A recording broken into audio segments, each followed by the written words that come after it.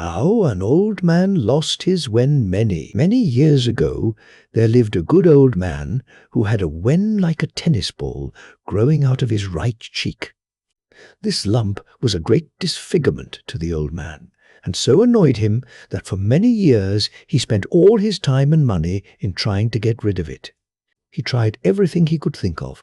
He consulted many doctors far and near, and took all kinds of medicines both internally and externally. But it was all of no use.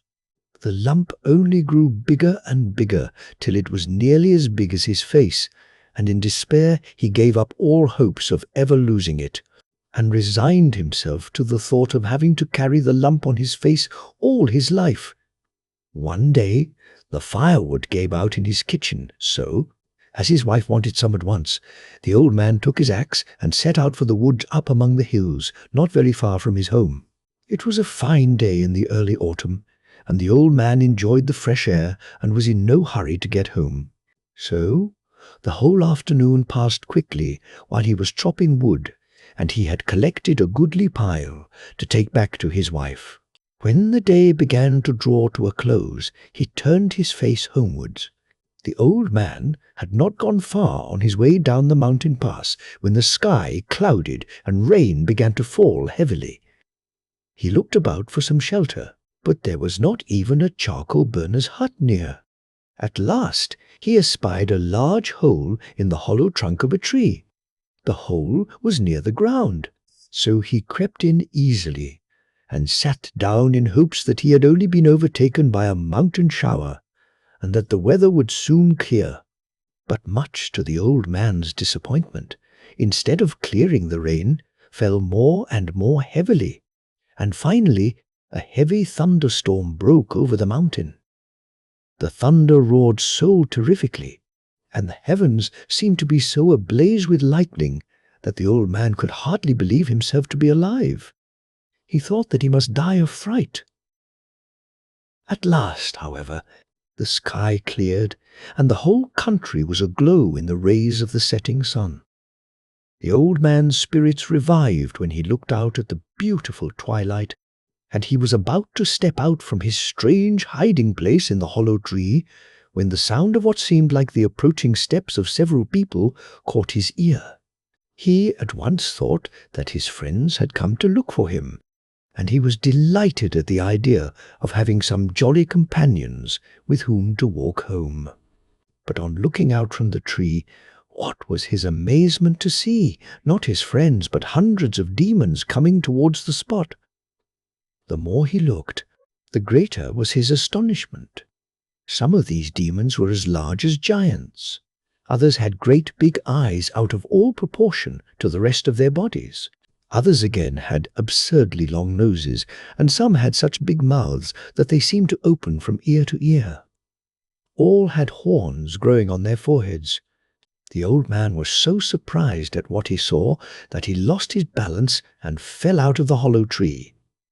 Fortunately for him, the demons did not see him, as the tree was in the background. So he picked himself up and crept back into the tree.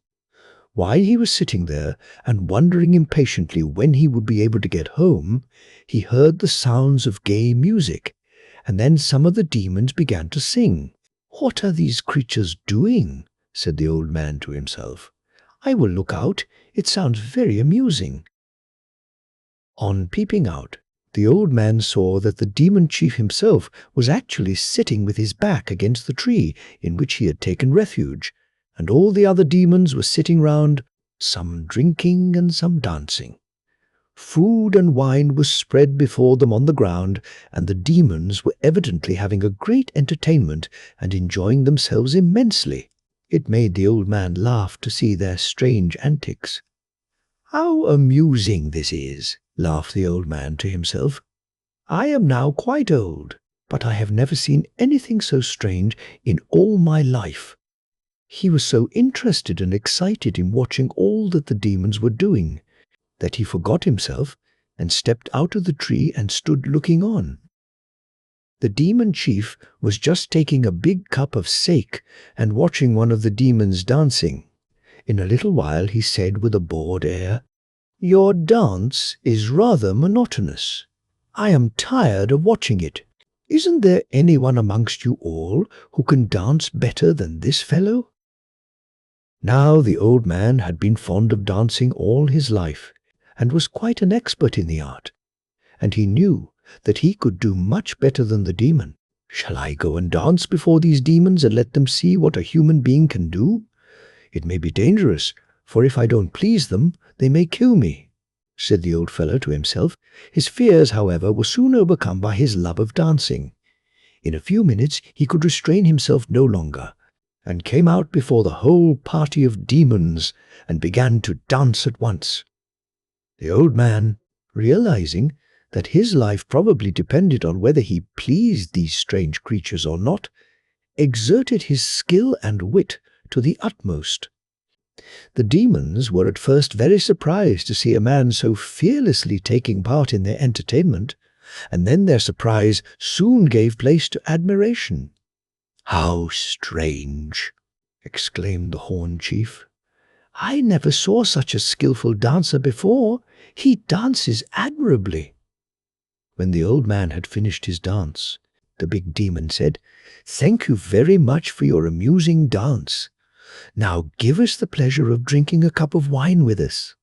And with these words he handed him his largest wine cup.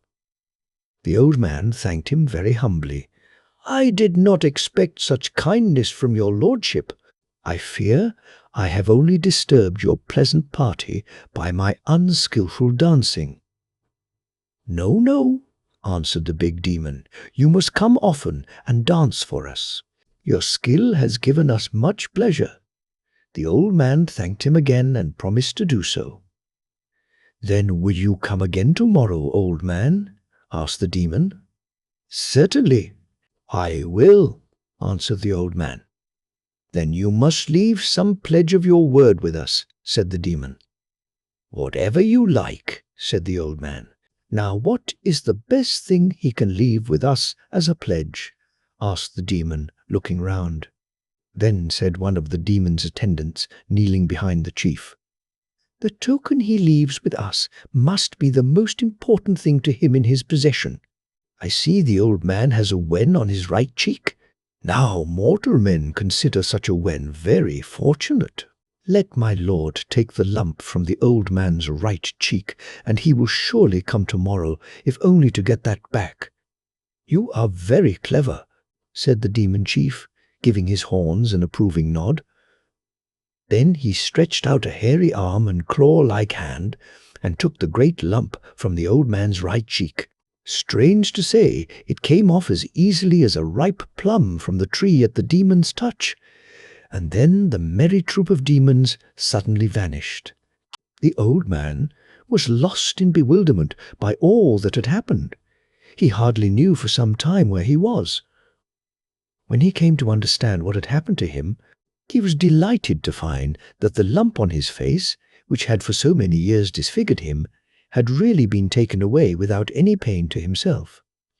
He put up his hand to feel if any scar remained, but found that his right cheek was as smooth as his left. The sun had long set, and the young moon had risen like a silver crescent in the sky. The old man suddenly realized how late it was, and began to hurry home. He patted his right cheek all the time, as if to make sure of his good fortune in having lost the wen. He was so happy that he found it impossible to walk quietly. He ran and danced the whole way home. He found his wife very anxious, wondering what had happened to make him so late. He soon told her all that had passed since he left home that afternoon. She was quite as happy as her husband when he showed her that the ugly lump had disappeared from his face. For in her youth she had prided herself on his good looks, and it had been a daily grief to her to see the horrid growth. Now, next door to this good old couple, there lived a wicked and disagreeable old man. He, too, had for many years been troubled with the growth of a wen on his left cheek, and he, too, had tried all manner of things to get rid of it, but in vain. He heard at once, through the servant, of his neighbour's good luck in losing the lump on his face. So he called that very evening and asked his friend to tell him everything that concerned the loss of it. The good old man told his disagreeable neighbor all that had happened to him. He described the place where he would find the hollow tree in which to hide, and advised him to be on the spot in the late afternoon towards the time of sunset. The old neighbor started out the very next afternoon, and after hunting about for some time, came to the hollow tree just as his friend had described. Here he hid himself and waited for the twilight. Just as he had been told, the band of demons came at that hour and held a feast with dance and song. When this had gone on for some time, the chief of the demons looked around and said, "It is now time for the old man to come, as he promised us. Why doesn't he come?" When the second old man heard these words, he ran out of his hiding place in the tree and, kneeling down before the Oni, said, "I have been waiting for a long time for you to speak." "Ah, you are the old man of yesterday," said the demon chief. "Thank you for coming. You must dance for us soon." The old man now stood up and opened his fan and began to dance. But he had never learned to dance, and knew nothing about the necessary gestures and different positions. He thought that anything would please the demons, so he just hopped about, waving his arms and stamping his feet, imitating as well as he could any dancing he had ever seen. The Oni were very dissatisfied at this exhibition and said amongst themselves, "How badly he dances today!" Then to the old man the demon chief said, "Your performance today is quite different from the dance of yesterday. We don't wish to see any more of such dancing. We will give you back the pledge you left with us. You must go away at once." With these words, he took out from a fold of his dress the lump which he had taken from the face of the old man who had danced so well the day before, and threw it at the right cheek of the old man who stood before him. The lump immediately attached itself to his cheek as firmly as if it had grown there always, and all attempts to pull it off were useless. The wicked old man, instead of losing the lump on his left cheek as he had hoped, found to his dismay that he had but added another to his right cheek in his attempt to get rid of the first. He put up first one hand and then the other to each side of his face to make sure if he were not dreaming a horrible nightmare. No! Sure enough, there was now a great wen on the right side of his face as on the left. The demons had all disappeared, and there was nothing for him to do but to return home.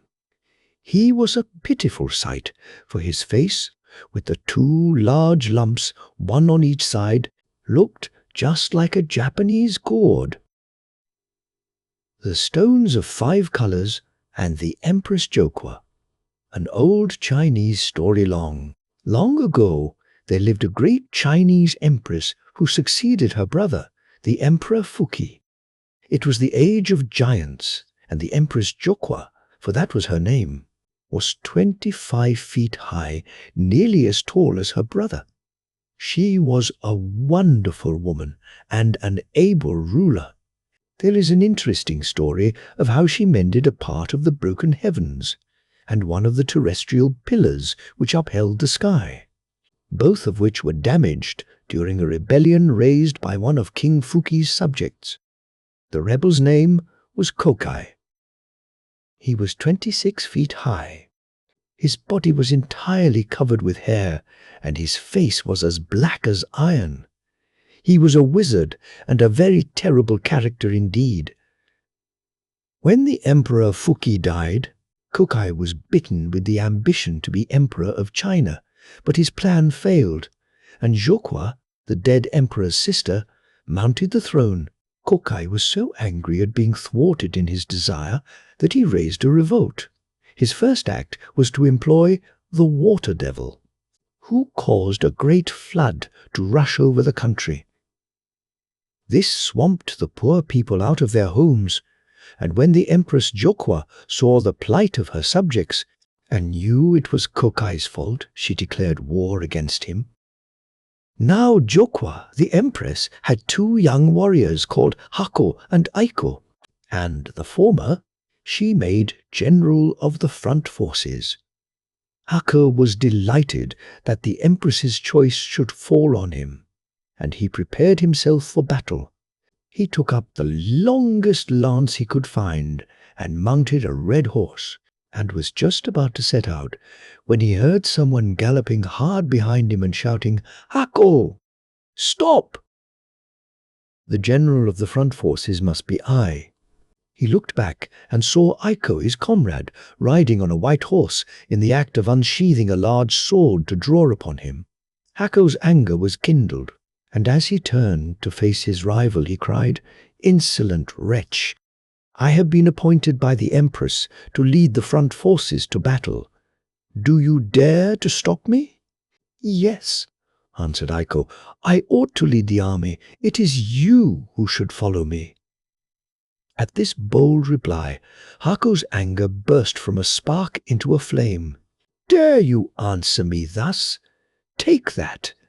And he lunged at him with his lance. But Aiko moved quickly aside, and at the same time, raising his sword, he wounded the head of the general's horse. Obliged to dismount, Heiko was about to rush at his antagonist when Eiko, as quick as lightning, tore from his breast the badge of commandership and galloped away. The action was so quick that Hako stood dazed, not knowing what to do. The Empress had been a spectator of the scene, and she could not but admire the quickness of the ambitious Aiko, and in order to pacify the rivals, she determined to appoint them both to the generalship of the front army. So, Hako was made commander of the left wing of the front army, and Eiko of the right. 100,000 soldiers followed them and marched to put down the rebel Kokai. Within a short time, the two generals reached the castle where Kokai had fortified himself. When aware of their approach, the wizard said, "I will blow these two poor children away with one breath." He little thought how hard he would find the fight. With these words, Kokai seized an iron rod and mounted a black horse, and rushed forth like an angry tiger to meet his two foes. As the two young warriors saw him tearing down upon them, they said to each other, "We must not let him escape alive," and they attacked him from the right and from the left with sword and with lance. But the all-powerful Kokai was not to be easily beaten. He whirled his iron rod round like a great water-wheel, and for a long time they fought thus, neither side gaining nor losing. At last, to avoid the wizard's iron rod, Heiko turned his horse too quickly. The animal's hoofs struck against a large stone, and in a fright the horse reared as straight on end as a screen, throwing his master to the ground. Thereupon Kokai drew his three-edged sword, and was about to kill the prostrate Hako. But before the wizard could work his wicked will, the brave Aiko had wheeled his horse in front of Kokai and dared him to try his strength with him, and not to kill a fallen man. But Kokai was tired, and he did not feel inclined to face this fresh and dauntless young soldier so suddenly wheeling his horse round. He fled from the fray. Ako, who had been only slightly stunned, had by this time got upon his feet, and he and his comrade rushed after the retreating enemy, the one on foot and the other on horseback. Kokai, seeing that he was pursued, turned upon his nearest assailant, who was, of course, the mounted Aiko, and drawing forth an arrow from the quiver at his back, fitted it to his bow and drew upon Aiko.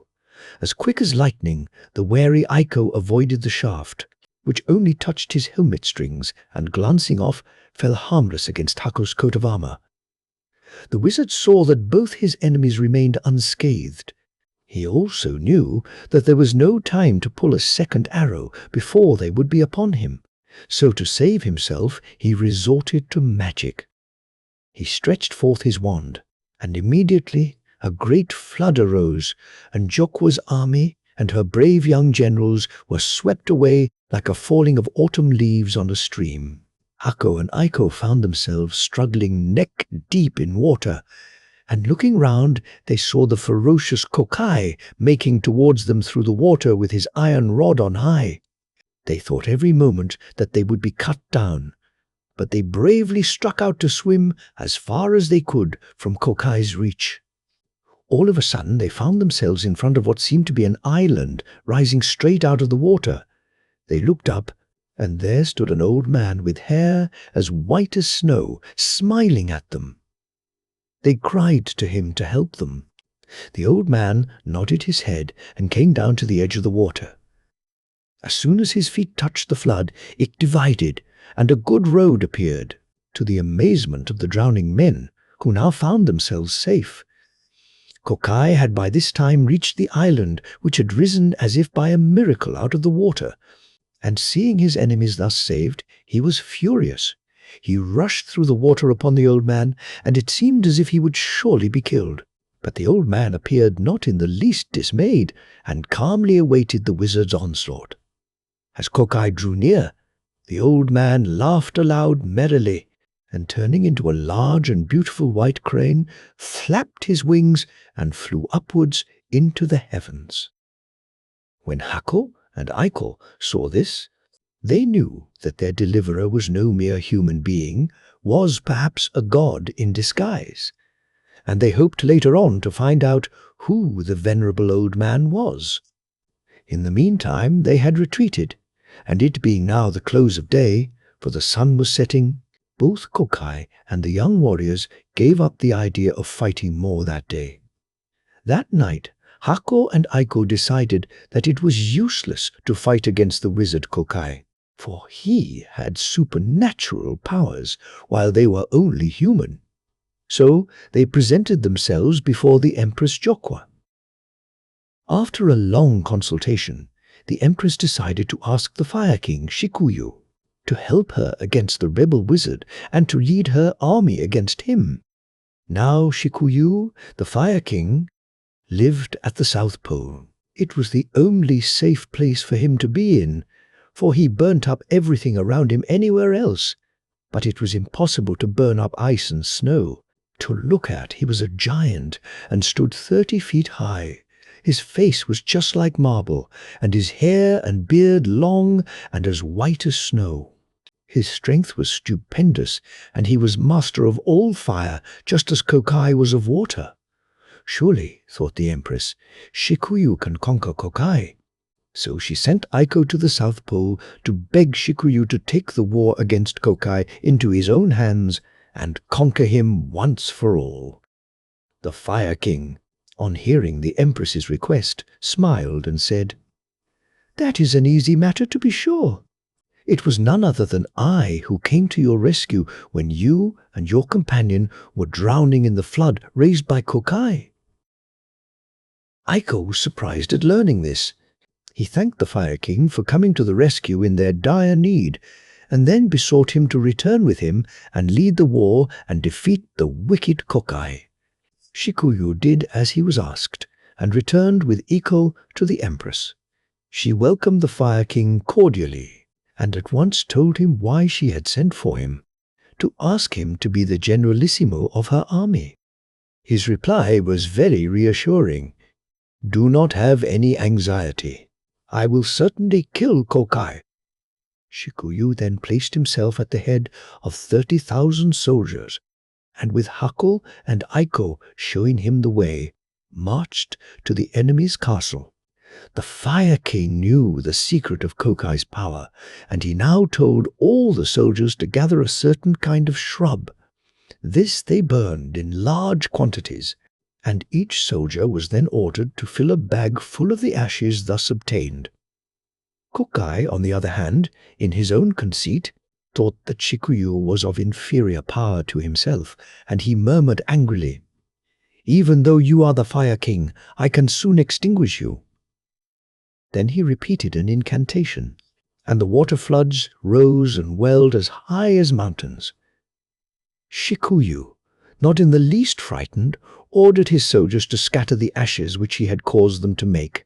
Every man did as he was bid, and such was the power of the plant that they had burned, that as soon as the ashes mingled with the water, a stiff mud was formed, and they were all safe from drowning. Now, Kokai.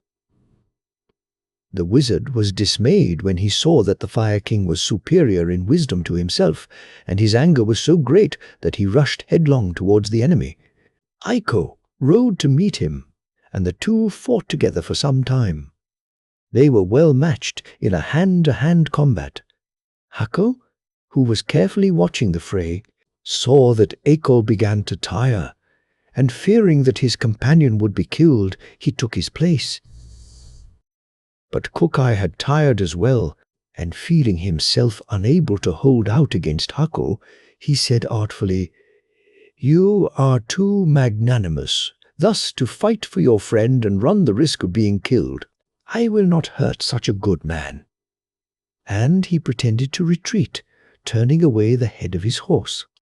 His intention was to throw Hako off his guard and then to wheel round and take him by surprise. But Shikuyu understood the wily wizard, and he spoke at once. "You are a coward. You cannot deceive me." Saying this, the Fire King made a sign to the unwary Hako to attack him. Kokai now turned upon Shikuyu furiously, but he was tired and unable to fight well, and he soon received a wound in his shoulder. He now broke from the fray and tried to escape in earnest. While the fight between their leaders had been going on, the two armies had stood waiting for the issue. Shikuyu now turned and bade Jokwa's soldiers charge the enemy's forces. This they did and routed them with great slaughter, and the wizard barely escaped with his life. It was in vain that Kokai called upon the water devil to help him, for Shikuyu knew the countercharm. The wizard found that the battle was against him. Mad with pain, for his wound began to trouble him, and frenzied with disappointment and fear, he dashed his head against the rocks of Mount Shrew and died on the spot. There was an end of the wicked Kokai, but not of trouble in the Empress Jokwa's kingdom, as you shall see. The force with which the wizard fell against the rocks was so great that the mountain burst, and fire rushed out from the earth. And one of the pillars upholding the heavens was broken, so that one corner of the sky dropped till it touched the earth. Shikuyu, the Fire King, took up the body of the wizard and carried it to the Empress Jokwa, who rejoiced greatly that her enemy was vanquished and her generals victorious. She showered all manner of gifts and honors upon Shikuyu. But all this time fire was bursting from the mountain broken by the fall of Kokai.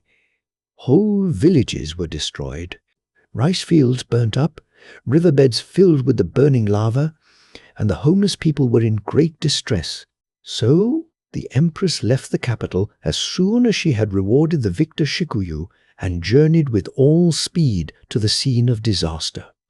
She found that both heaven and earth had sustained damage, and the place was so dark that she had to light her lamp to find out the extent of the havoc that had been wrought. Having ascertained this, she set to work at repairs. To this end, she ordered her subjects to collect stones of 5 colors: blue, yellow, red, white, and black.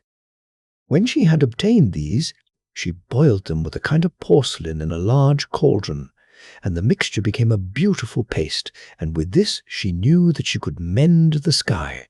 Now all was ready. Summoning the clouds that were sailing ever so high above her head, she mounted them and rode heavenwards, carrying in her hands the vase containing the paste made from the stones of 5 colors. She soon reached the corner of the sky that was broken, and applied the paste and mended it. Having done this, she turned her attention to the broken pillar, and with the legs of a very large tortoise she mended it.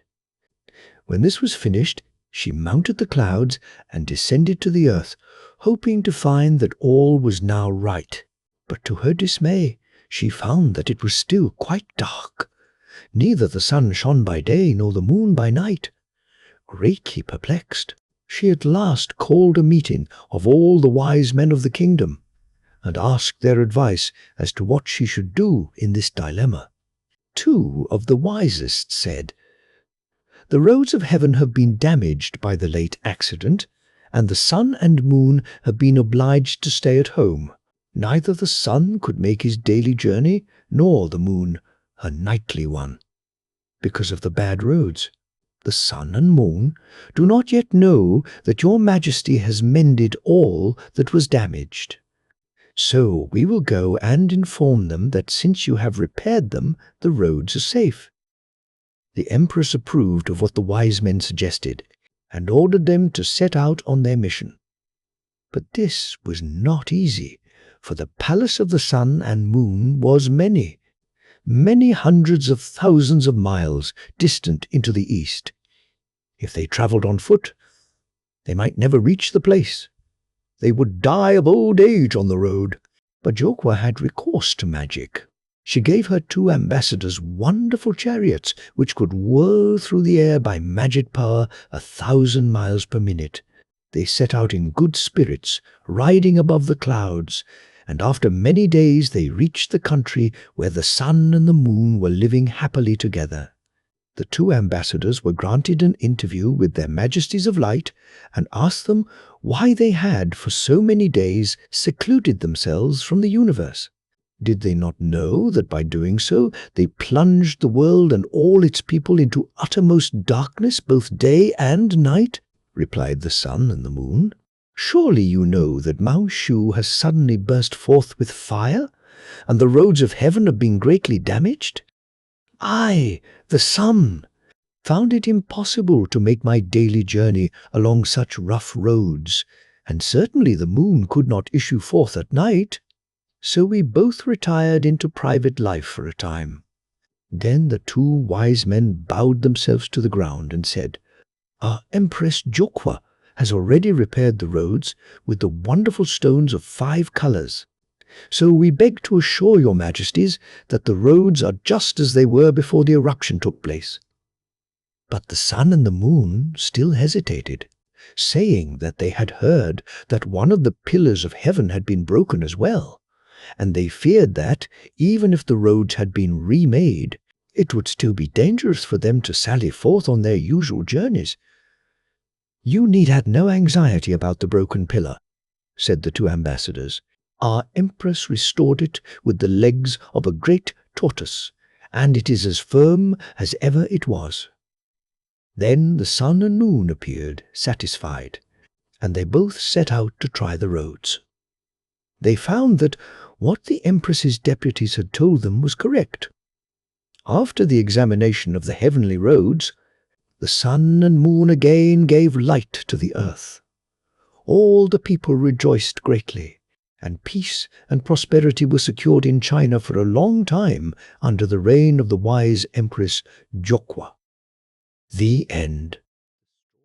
Momotaro, or the story of the son of a peach. Long, long ago there lived an old man and an old woman. They were peasants and had to work hard to earn their daily rice. The old man used to go and cut grass for the farmers around, and while he was gone the old woman, his wife, did the work of the house and worked in their own little rice field. One day the old man went to the hills as usual to cut grass, and the old woman took some clothes to the river to wash. It was nearly summer, and the country was very beautiful to see in its fresh greenness as the two old people went on their way to work. The grass on the banks of the river looked like emerald velvet, and the pussy willows along the edge of the water were shaking out their soft tassels. The breezes blew and ruffled the smooth surface of the water into wavelets, and passing on touched the cheeks of the old couple who, for some reason they could not explain, felt very happy that morning. The old woman at last found a nice spot by the river bank and put her basket down. Then she set to work to wash the clothes. She took them one by one out of the basket and washed them in the river and rubbed them on the stones. The water was as clear as crystal, and she could see the tiny fish swimming to and fro and the pebbles at the bottom. As she was busy washing her clothes, a great peach came bumping down the stream. The old woman looked up from her work and saw this large peach. She was 60 years of age, yet in all her life she had never seen such a big peach as this. How delicious that peach must be, she said to herself. I must certainly get it and take it home to my old man. She stretched out her arm to try and get it, but it was quite out of her reach. She looked about for a stick, but there was not one to be seen, and if she went to look for one, she would lose the peach. Stopping a moment to think what she would do, she remembered an old charm verse. Now she began to clap her hands to keep time to the rolling of the peach downstream, and while she clapped, she sang this song. Distant water is bitter. The near water is sweet. Pass by the distant water and come into the sweet. Strange to say, as soon as she began to repeat this little song, the peach began to come nearer and nearer the bank where the old woman was standing, till at last it stopped just in front of her so that she was able to take it up in her hands. The old woman was delighted. She could not go on with her work, so happy and excited was she. So she put all the clothes back in her bamboo basket, and with the basket on her back and the peach in her hand, she hurried homewards. It seemed a very long time to her to wait till her husband returned.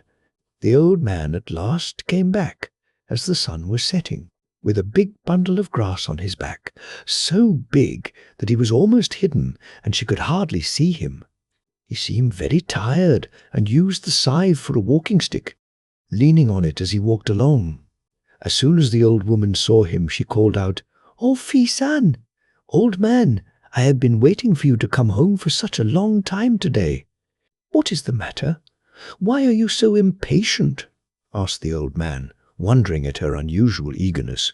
"Has anything happened while I have been away?" "Oh, no," answered the old woman. "Nothing has happened, only I have found a nice present for you." "That is good," said the old man. He then washed his feet in a basin of water and stepped up to the veranda. The old woman now ran into the little room and brought out from the cupboard the big peach. It felt even heavier than before. She held it up to him, saying, "Just look at this. Did you ever see such a large peach in all your life?" When the old man looked at the peach, he was greatly astonished and said, "This is indeed the largest peach I have ever seen. Wherever did you buy it?" "I did not buy it," answered the old woman. "I found it in the river where I was washing." And she told him the whole story. "I am very glad that you have found it.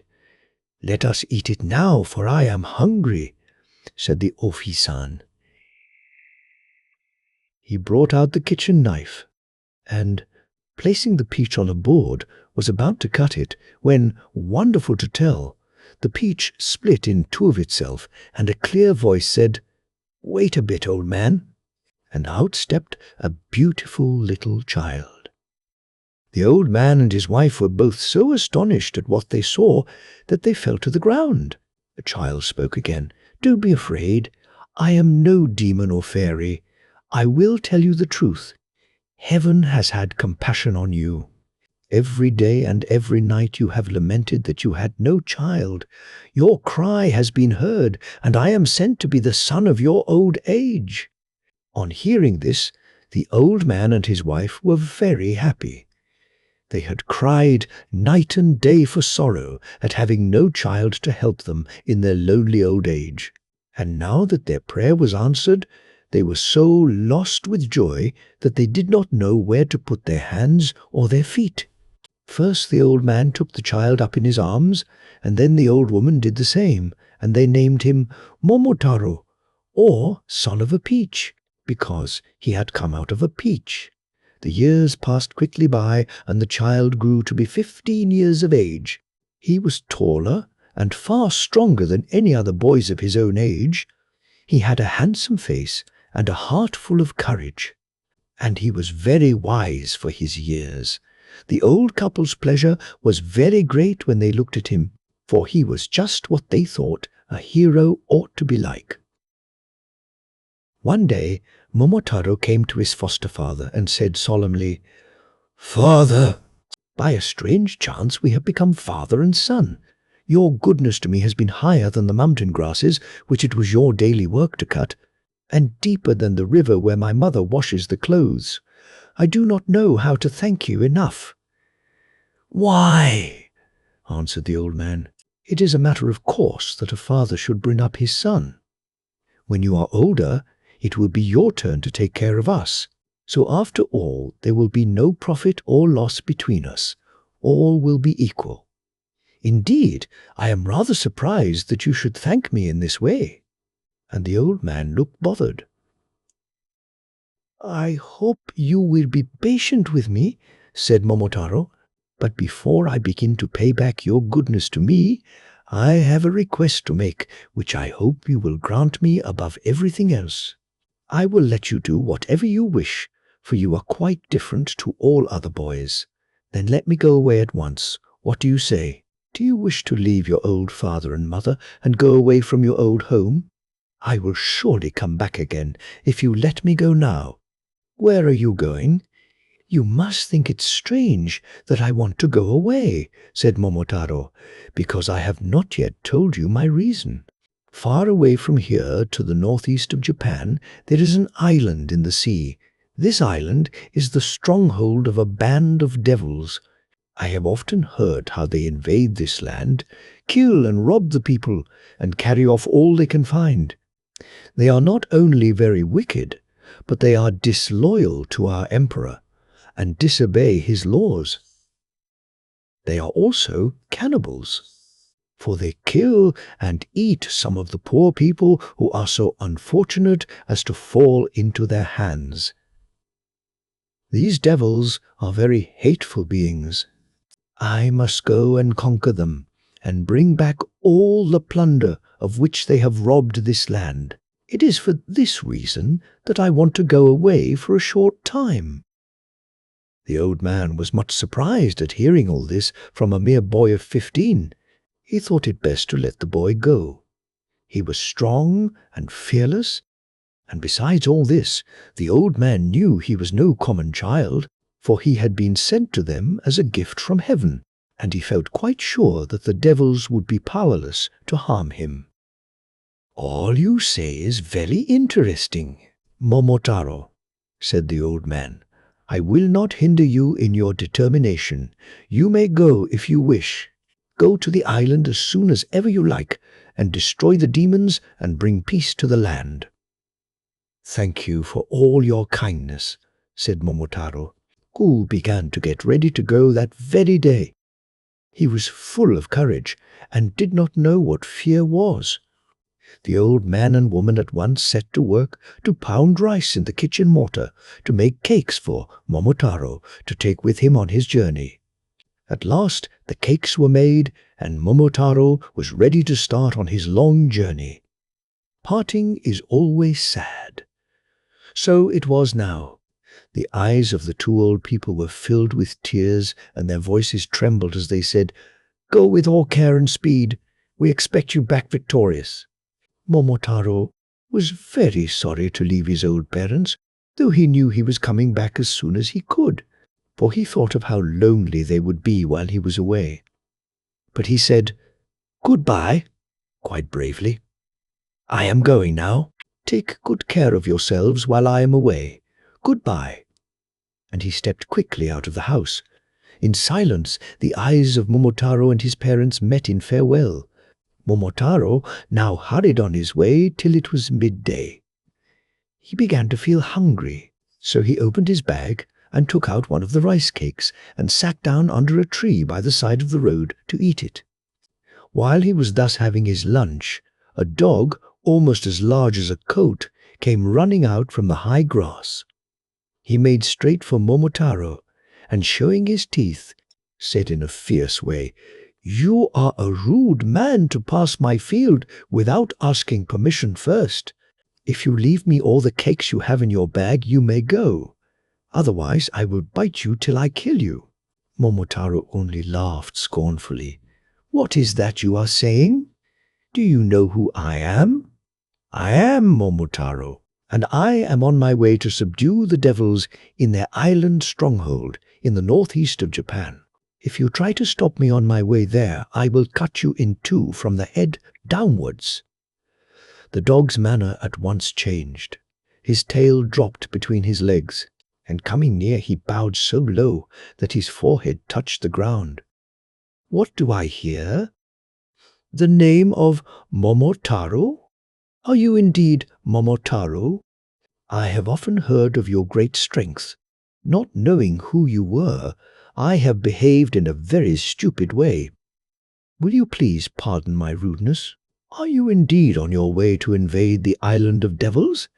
If you will take such a rude fellow with you as one of your followers, I shall be very grateful to you." "I think I can take you with me if you wish to go," said Momotaro. "Thank you," said the dog. "By the way, I am very, very hungry. Will you give me one of the cakes you are carrying?" "This is the best kind of cake there is in Japan," said Momotaro. "I cannot spare you a whole one. I will give you half of one." "Thank you very much," said the dog, taking the piece thrown to him. Then Momotaro got up, and the dog followed. For a long time they walked over the hills and through the valleys. As they were going along, an animal came down from a tree a little ahead of them. The creature soon came up to Momotaro and said, "Good morning, Momotaro. You are welcome in this part of the country. Will you allow me to go with you?" The dog answered jealously, "Momotaro already has a dog to accompany him. Of what use is a monkey like you in battle? We are on our way to fight the devils. Get away!" The dog and the monkey began to quarrel and bite, for these two animals always hate each other. "Now, don't quarrel," said Momotaro, putting himself between them. "Wait a moment, dog. It is not at all dignified for you to have such a creature as that following you," said the dog.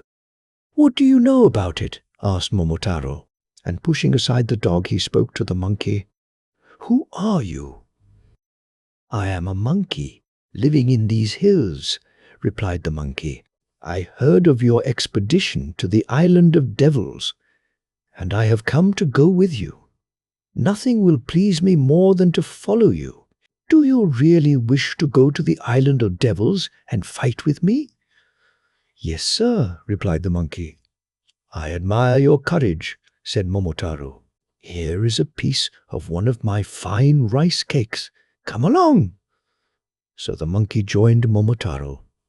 The dog and the monkey did not get on well together. They were always snapping at each other as they went along, and always wanting to have a fight.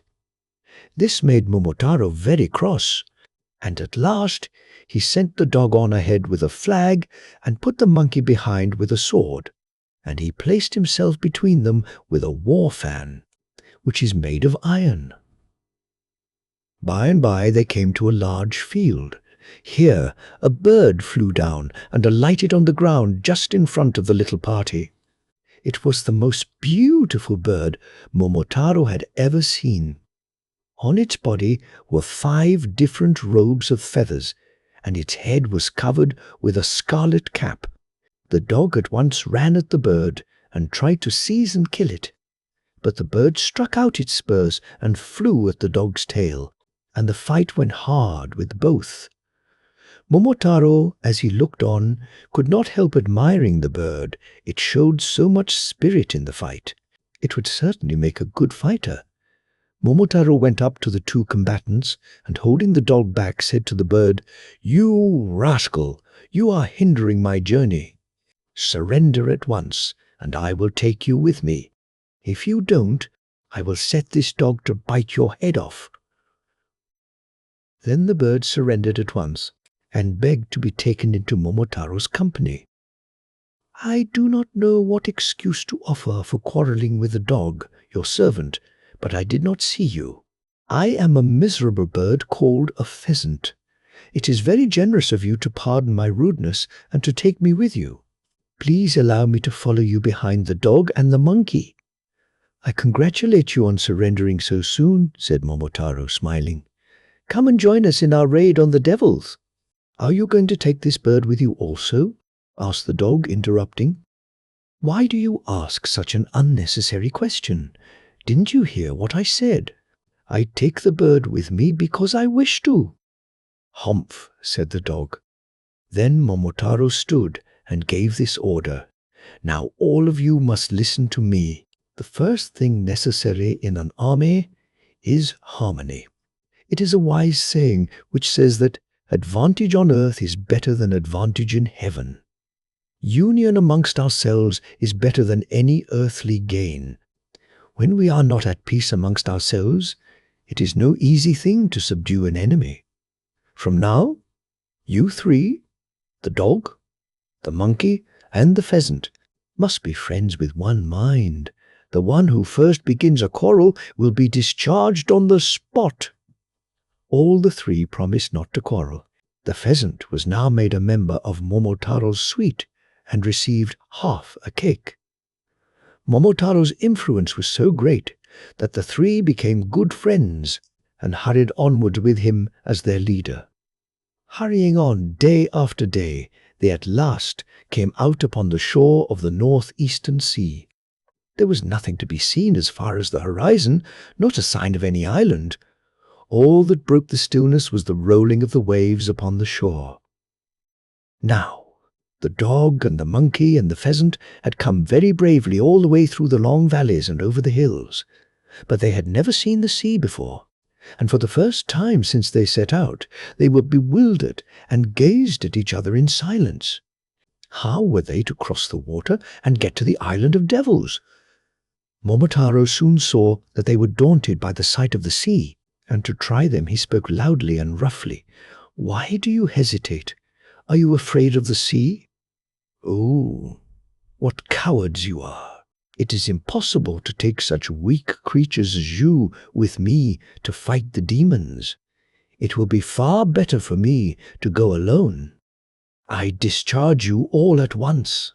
The three animals were taken aback at this sharp reproof and clung to Momotaro's sleeve, begging him not to send them away. "Please, Momotaro," said the dog. "We have come thus far," said the monkey.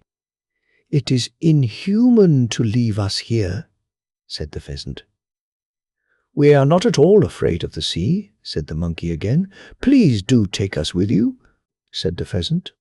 "Do please," said the dog. They had now gained a little courage, so Momotaro said, "Well then, I will take you with me, but be careful." Momotaro now got a small ship, and they all got on board. The wind and weather were fair, and the ship went like an arrow over the sea.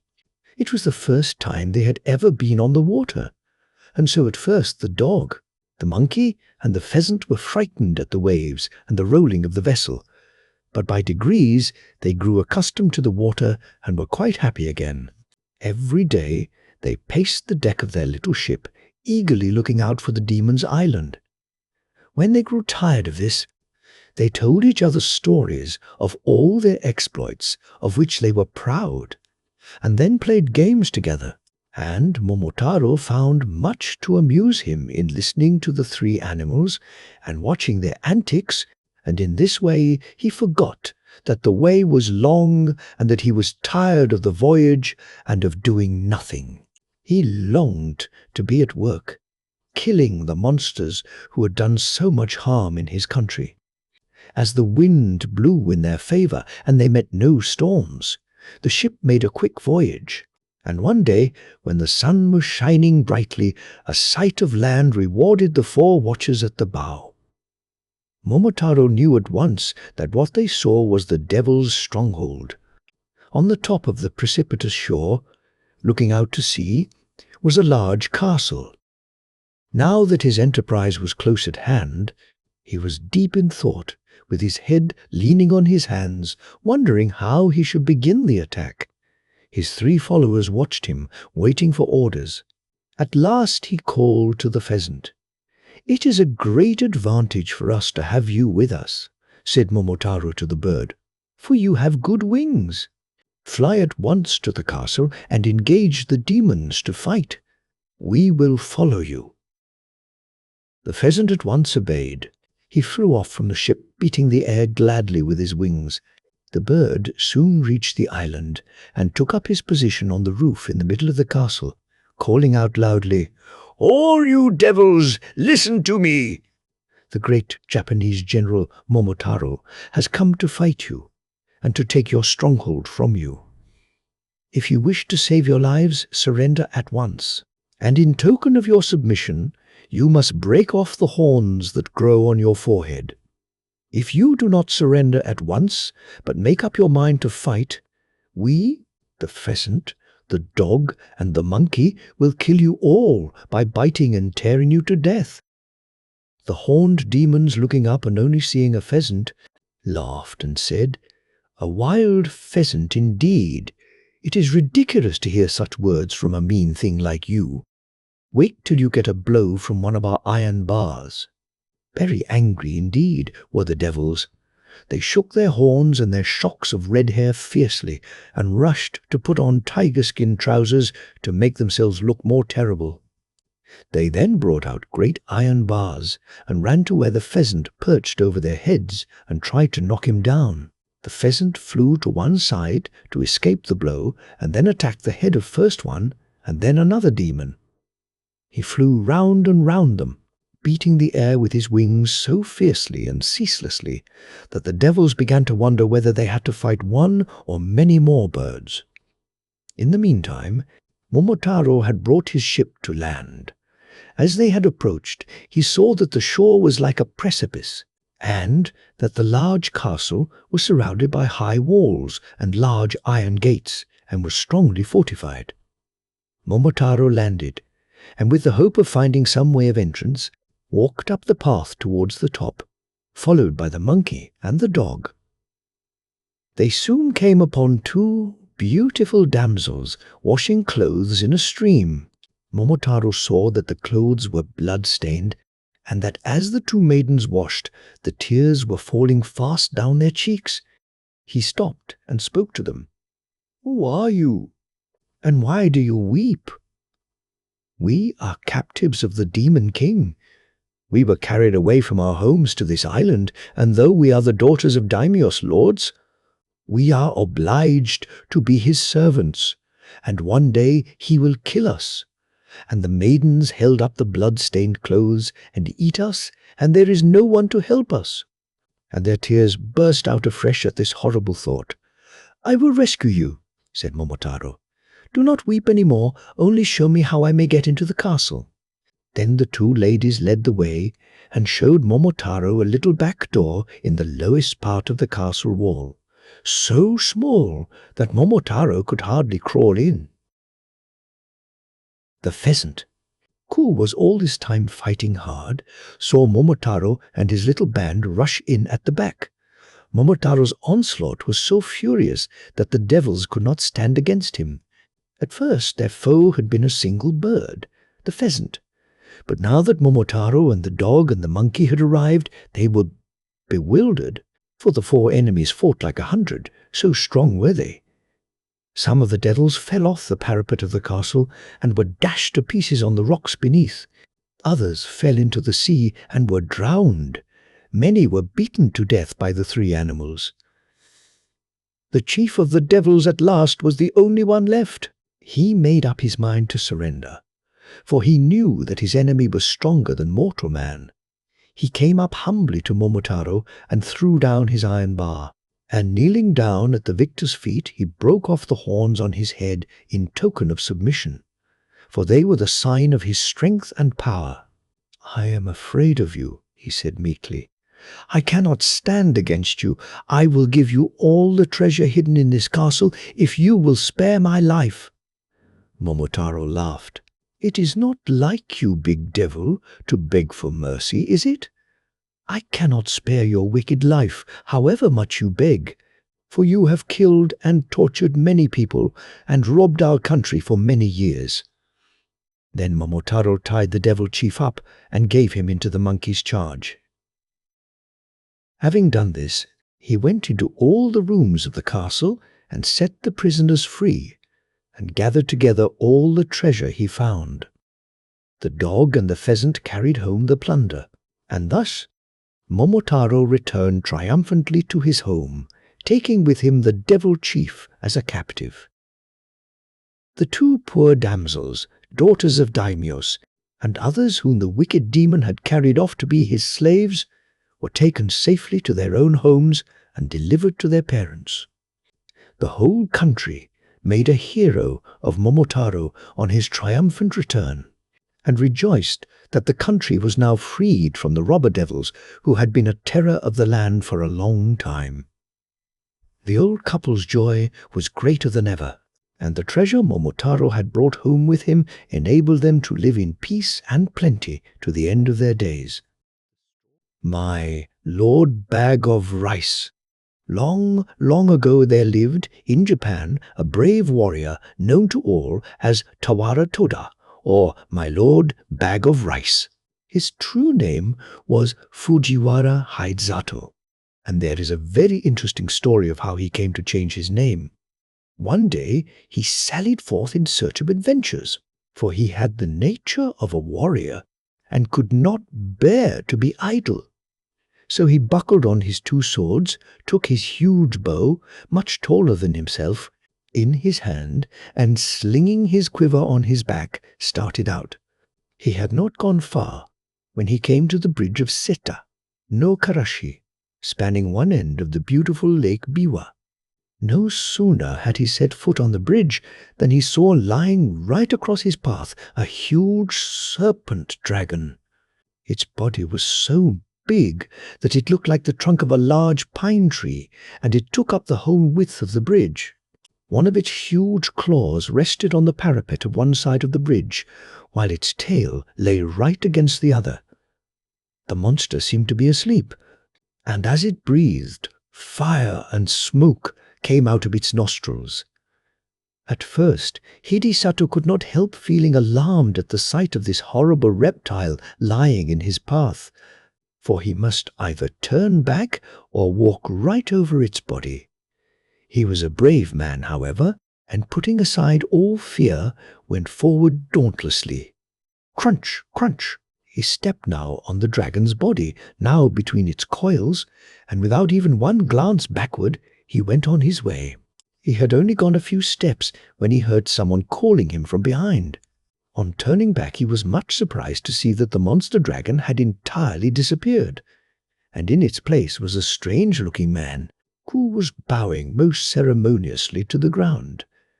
His red hair streamed over his shoulders and was surmounted by a crown in the shape of a dragon's head, and his sea-green dress was patterned with shells.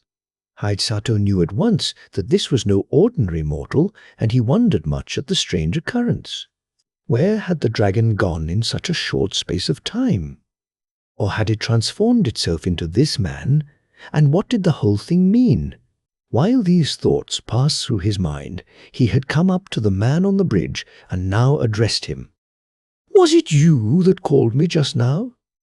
"Yes, it was I," answered the man. "I have an earnest request to make to you. Do you think you can grant it to me?" "If it is in my power to do so, I will," answered Hidesato. "But first tell me who you are." "I am the Dragon King of the lake, and my home is in these waters, just under this bridge." "And what is it you have to ask of me?" said Hidesato. "I want you to kill my mortal enemy, the centipede who lives on the mountain beyond." And the Dragon King pointed to a high peak on the opposite shore of the lake. "I have lived now for many years in this lake, and I have a large family of children and grandchildren. For some time past we have lived in terror, for a monster centipede has discovered our home, and night after night it comes and carries off one of my family. I am powerless to save them. If it goes on much longer like this, not only shall I lose all my children, but I myself must fall a victim to the monster. I am therefore very unhappy, and in my extremity I determined to ask the help of a human being. For many days with this intention, I have waited on the bridge in the shape of the horrible serpent dragon that you saw, in the hope that some strong, brave man would come along. But all who came this way as soon as they saw me, were terrified and ran away as fast as they could. You are the first man I have found able to look at me without fear, so I knew at once that you were a man of great courage. I beg you to have pity upon me. Will you not help me and kill my enemy the centipede?" Haitsato felt very sorry for the Dragon King on hearing his story, and readily promised to do what he could to help him. The warrior asked where the centipede lived, so that he might attack the creature at once.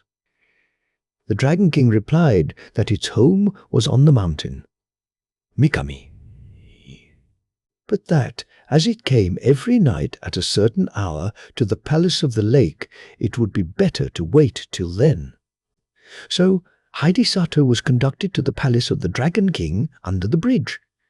Strange to say, as he followed his host downwards, the waters parted to let them pass, and his clothes did not even feel damp as he passed through the flood.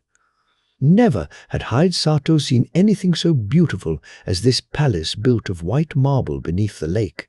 He had often heard of the Sea King's palace at the bottom of the sea, where all the servants and retainers were saltwater fishes. But here was a magnificent building in the heart of Lake Biwa. The dainty goldfishes, red carp, and silvery trout waited upon the Dragon King and his guest. Haidsato was astonished at the feast that was spread for him. The dishes were crystallized, lotus leaves and flowers, and the chopsticks were of the rarest ebony. As soon as they sat down, the sliding doors opened and 10 lovely goldfish dancers came out, and behind them followed 10 red carp musicians with the koto and the samisen. Thus the hours flew by till midnight, and the beautiful music and dancing had banished all thoughts of the centipede. The Dragon King was about to pledge the warrior in a fresh cup of wine when the palace was suddenly shaken by a tramp, as if a mighty army had begun to march not far away. Haidsato and his host both rose to their feet and rushed to the balcony, and the warriors saw on the opposite mountain 2 great balls of glowing fire coming nearer and nearer. The Dragon King stood by the warrior's side trembling with fear. "The centipede! The centipede! Those 2 balls of fire are its eyes. It is coming for its prey. Now is the time to kill it." Haidsato looked where his host pointed, and, in the dim light of the starlit evening, behind the 2 balls of fire, he saw the long body of an enormous centipede winding round the mountains, and the light in its 100 feet glowed like so many distant lanterns moving slowly towards the shore. Haidsato showed not the least sign of fear. He tried to calm the Dragon King. "Don't be afraid. I shall surely kill the centipede. Just bring me my bow and arrows." The Dragon King did as he was bid, and the warrior noticed that he had only 3 arrows left in his quiver. He took the bow, and fitting an arrow to the notch, took careful aim and let fly. The arrow hit the centipede right in the middle of its head, but instead of penetrating, it glanced off harmless and fell to the ground. Nothing daunted, Haidsato took another arrow, fitted it to the notch of the bow, and let fly. Again the arrow hit the mark. It struck the centipede right in the middle of its head, only to glance off and fall to the ground. The centipede was invulnerable to weapons. When the Dragon King saw that even this brave warrior's arrows were powerless to kill the centipede, he lost heart and began to tremble with fear. The warrior saw that he had now only 1 arrow left in his quiver, and if this one failed, he could not kill the centipede. He looked across the waters. The huge reptile had wound its horrid body 7 times round the mountain, and would soon come down to the lake. Nearer and nearer gleamed fireballs of eyes, and the light of its 100 feet began to throw reflections in the still waters of the lake. Then suddenly the warrior remembered that he had heard that human saliva was deadly to centipedes. But this was no ordinary centipede. This was so monstrous that even to think of such a creature made one creep with horror. Haidsato determined to try his last chance. So Taking his last arrow and first putting the end of it in his mouth, he fitted the notch to his bow, took careful aim once more, and let fly. This time the arrow again hit the centipede right in the middle of its head, but instead of glancing off harmlessly as before, it struck home to the creature's brain. Then, with a convulsive shudder, the serpentine body stopped moving, and the fiery light of its great eyes and 100 feet darkened to a dull glare like the sunset of a stormy day, and then went out in blackness. The great darkness now overspread the heavens. The thunder rolled and the lightning flashed, and the wind roared in fury, and it seemed as if the world were coming to an end. The Dragon King and his children and retainers all crouched in different parts of the palace, frightened to death, for the building was shaken to its foundation. At last the dreadful night was over. Day dawned, beautiful and clear. The centipede was gone from the mountain. Then Haidisato called to the Dragon King to come out with him on the balcony, for the centipede was dead and he had nothing more to fear. Then all the inhabitants of the palace came out with joy, and Haidisato pointed to the lake. There lay the body of the dead centipede floating on the water, which was dyed red with its blood. The gratitude of the Dragon King knew no bounds. The whole family came and bowed down before the warrior, calling him their preserver and the bravest warrior in all Japan. Another feast was prepared, more sumptuous than the first. All kinds of fish, prepared in every imaginable way, raw, stewed, boiled and roasted, served on coral trays and crystal dishes, were put before him, and the wine was the best that Haidisato had ever tasted in his life. To add to the beauty of everything, the sun shone brightly, the lake glittered like a liquid diamond, and the palace was 1,000 times more beautiful by day than by night. His host tried to persuade the warrior to stay a few days, but Haidisato insisted on going home, saying that he had now finished what he had come to do, and must return. The Dragon King and his family were all very sorry to have him leave so soon, but since he would go, they begged him to accept a few small presents. So they said, in token of their gratitude to him for delivering them forever from their horrible enemy, the centipede. As the warrior stood in the porch taking leave, a train of fish was suddenly transformed into a retinue of men, all wearing ceremonial robes and dragon's crowns on their heads to show that they were servants of the great Dragon King. The presents that they carried were as follows. First, a large bronze bell. Second, a bag of rice. Third, a roll of silk. Fourth, a cooking pot. Fifth, a bell. Haidisato did not want to accept all these presents, but as the Dragon King insisted, he could not well refuse. The Dragon King himself accompanied the warrior as far as the bridge, and then took leave of him with many bows and good wishes, leaving the procession of servants to accompany Haidisato to his house with the presents. The warrior's household and servants had been very much concerned when they found that he did not return the night before, but they finally concluded that he had been kept by the violent storm and had taken shelter somewhere. When the servants on the watch for his return caught sight of him, they called to everyone that he was approaching, and the whole household turned out to meet him, wondering much what the retinue of men bearing presents and banners that followed him could mean. As soon as the Dragon King's retainers had put down the presents, they vanished, and Haidisato told all that had happened to him. The presents which he had received from the grateful Dragon King were found to be of magic power. The bell only was ordinary, and as Haidisato had no use for it, he presented it to the temple nearby, where it was hung up, to boom out the hour of day over the surrounding neighborhood. The single bag of rice, however much was taken from it day after day for the meals of the night, and his whole family, never grew less. The supply in the bag was inexhaustible. The roll of silk, too, never grew shorter, though time after time long pieces were cut off to make the warrior a new suit of clothes to go to court in at the new year.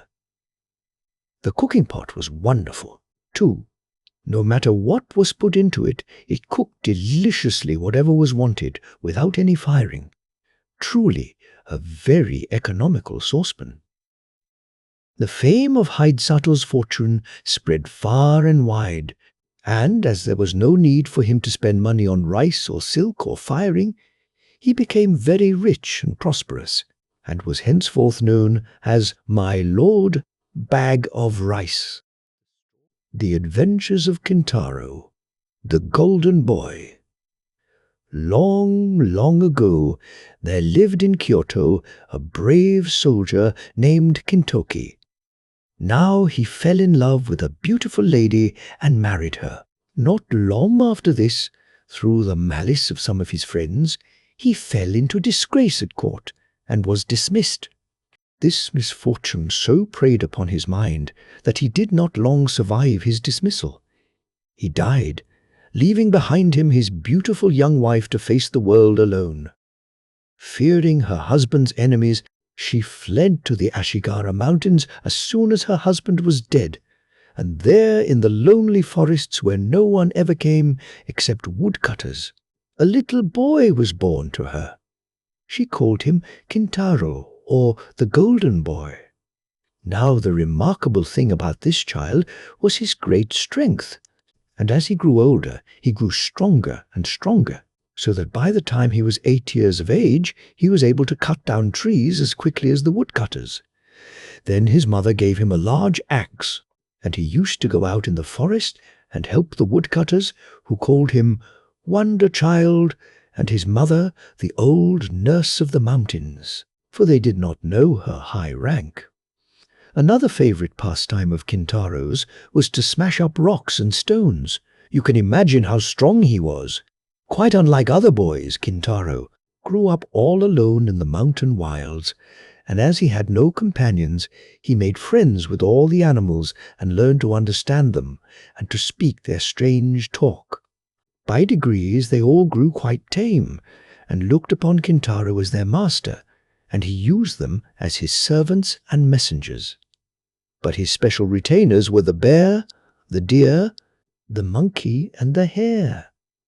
The bear often brought her cubs for Kintaro to romp with, and when she came to take them home, Kintaro would get on her back and have a ride to her cave. He was very fond of the deer too, and would often put his arms round the creature's neck to show that its long horns did not frighten him. Great was the fun they all had together. One day, as usual, Kintaro went up into the mountains, followed by the bear, the deer, the monkey, and the hare. After walking for some time up hill and down dale and over rough roads, they suddenly came out upon a wide and grassy plain covered with pretty wild flowers. Here, indeed, was a nice place where they could all have a good romp together. The deer rubbed his horns against a tree for pleasure, the monkey scratched his back, the hare smoothed his long ears, and the bear gave a grunt of satisfaction. Kintaro said, "Here is a place for a good game. What do you all say to a wrestling match?" The bear, being the biggest and the oldest, answered for the others. "That will be great fun," said she. "I am the strongest animal, so I will make the platform for the wrestlers," and she set to work with a will to dig up the earth and to pat it into shape. "All right," said Kintaro. "I will look on while you all wrestle with each other. I shall give a prize to the one who wins in each round." "What fun!" "We shall all try to get the prize," said the bear. The deer, the monkey, and the hare set to work to help the bear raise the platform on which they were all to wrestle. When this was finished, Kintaro cried out, "Now begin! The monkey and the hare shall open the sports, and the deer shall be umpire. Now, Mr. Deer, you are to be umpire." "He," answered the deer. I will be umpire. Now, Mr. Monkey and Mr. Hare, if you are both ready, please walk out and take your places on the platform." Then the monkey and the hare both hopped out, quickly and nimbly, to the wrestling platform. The deer, as umpire, stood between the two and called out, "Red back! Red back!" This to the monkey, who has a red back in Japan. "Are you ready?" Then he turned to the hare. Long ears, are you ready?" Both the little wrestlers faced each other, while the deer raised a leaf on high as signal. When he dropped the leaf, the monkey and the hare rushed upon each other, crying, "Yoisho, yoisho." While the monkey and the hare wrestled, the deer called out encouragingly or shouted warnings to each of them as the hare or the monkey pushed each other near the edge of the platform and were in danger of falling over. Red back, stand your ground," called out the deer. Long ears, be strong, be strong." "Don't let the monkey beat you," grunted the bear. So the monkey and the hare, encouraged by their friends, tried their very hardest to beat each other. The hare at last gained on the monkey. The monkey seemed to trip up, and the hare, giving him a good push, sent him flying off the platform with a bound. The poor monkey sat up rubbing his back, and his face was very long as he screamed angrily, "Oh, oh, how my back hurts! My back hurts me!" Seeing the monkey in this plight on the ground, the deer, holding his leaf on high, said, "This round is finished. The hare has won." Kintaro then opened his luncheon box and, taking out a rice dumpling, gave it to the hare, saying, "Here is your prize, and you have earned it well." Now the monkey got up looking very cross, and as they say in Japan, his stomach stood up, for he felt that he had not been fairly beaten. So he said to Kintaro and the others who were standing by, "I have not been fairly beaten. My foot slipped, and I tumbled. Please give me another chance and let the hare wrestle with me for another round." Then, Kintaro consenting, the hare and the monkey began to wrestle again. Now, as everyone knows, the monkey is a cunning animal by nature, and he made up his mind to get the best of the hare this time, if it were possible. To do this, he thought that the best and surest way would be to get hold of the hare's long ear. This he soon managed to do. The hare was quite thrown off his guard by the pain of having his long ear pulled so hard, and the monkey, seizing his opportunity at last, caught hold of one of the hare's legs and sent him sprawling in the middle of the dais. The monkey was now the victor, and received a rice dumpling from Kintaro, which pleased him so much that he quite forgot his sore back. The deer now came up and asked the hare if he felt ready for another round, and if so, whether he would try a round with him, and the hare consenting, they both stood up to wrestle. The bear came forward as umpire, the deer with long horns and the hare with long ears. It must have been an amusing sight to those who watched this queer match. Suddenly the deer went down on one of his knees, and the bear with the leaf on high declared him beaten. In this way, sometimes the one, sometimes the other, conquering, the little party amused themselves till they were tired. At last Kintaro got up and said, "This is enough for today. What a nice place we have found for wrestling. Let us come again tomorrow. Now, we will all go home. Come along." So saying, Kintaro led the way while the animals followed. After walking some little distance, they came out on the banks of a river flowing through a valley. Kintaro and his 4 furry friends stood and looked about for some means of crossing. Bridge there was none. The river rushed, "Dawn, dawn!" on its way. All the animals looked serious, wondering how they could cross the stream and get home that evening. Kintaro, however, said, "Wait a moment. I will make a good bridge for you all in a few minutes." The bear, the deer, the monkey, and the hare looked at him to see what he would do now. Kintaro went from one tree to another that grew along the riverbank. At last he stopped in front of a very large tree that was growing at the water's edge. He took hold of the trunk and pulled it with all his might, once, twice, thrice. At the third pull, so great was Kintaro's strength that the roots gave way, and merry, merry, crash, crash, over fell the tree, forming an excellent bridge across the stream. "There," said Kintaro, "what do you think of my bridge? It is quite safe, so follow me."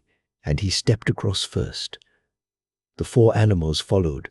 Never had they seen anyone so strong before, and they all exclaimed, "How strong he is! How strong he is!" While all this was going on by the river, a woodcutter, who happened to be standing on a rock overlooking the stream, had seen all that passed beneath him. He watched with great surprise Kintaro and his animal companions. He rubbed his eyes to be sure that he was not dreaming when he saw this boy pull over a tree by the roots and throw it across the stream to form a bridge. The woodcutter, for such he seemed to be by his dress, marveled at all he saw and said to himself, "This is no ordinary child. Whose son can he be? I will find out before this day is done." He hastened after the strange party and crossed the bridge behind them. Kintaro knew nothing of all this, and little guessed that he was being followed. On reaching the other side of the river, he and the animals separated, they to their lairs in the woods, and he to his mother, who was waiting for him. As soon as he entered the cottage, which stood like a matchbox in the heart of the pine woods, he went to greet his mother, saying, "Okasan, mother, here I am. Oh, Kimbo," said his mother with a bright smile, glad to see her boy home safe after the long day. "How late you are today. I feared that something had happened to you. Where have you been all the time?" "I took my four friends, the bear, the deer, the monkey, and the hare, up into the hills, and there I made them try a wrestling match to see which was the strongest. We all enjoyed the sport, and are going to the same place tomorrow to have another match." "Now tell me who is the strongest of all?" asked his mother, pretending not to know. "Oh, mother," said Kintaro, "don't you know that I am the strongest? There was no need for me to wrestle with any of them. But next to you then, who is the strongest?" "The bear comes next to me in strength," answered Kintaro. "And after the bear?" asked his mother again. "Next to the bear, it is not easy to say which is the strongest, for the deer, the monkey, and the hare all seem to be as strong as each other," said Kintaro. Suddenly, Kintaro and his mother were startled by a voice from outside. "Listen to me, little boy. Next time you go, take this old man with you to the wrestling match. He would like to join the sport too." It was the old woodcutter who had followed Kintaro from the river. He slipped off his clogs and entered the cottage. Yama-uba and her son were both taken by surprise. They looked at the intruder wonderingly and saw that he was someone they had never seen before. "Who are you?" they both exclaimed. Then the woodcutter laughed and said, "It does not matter who I am yet, but let us see who has the strongest arm, this boy or myself."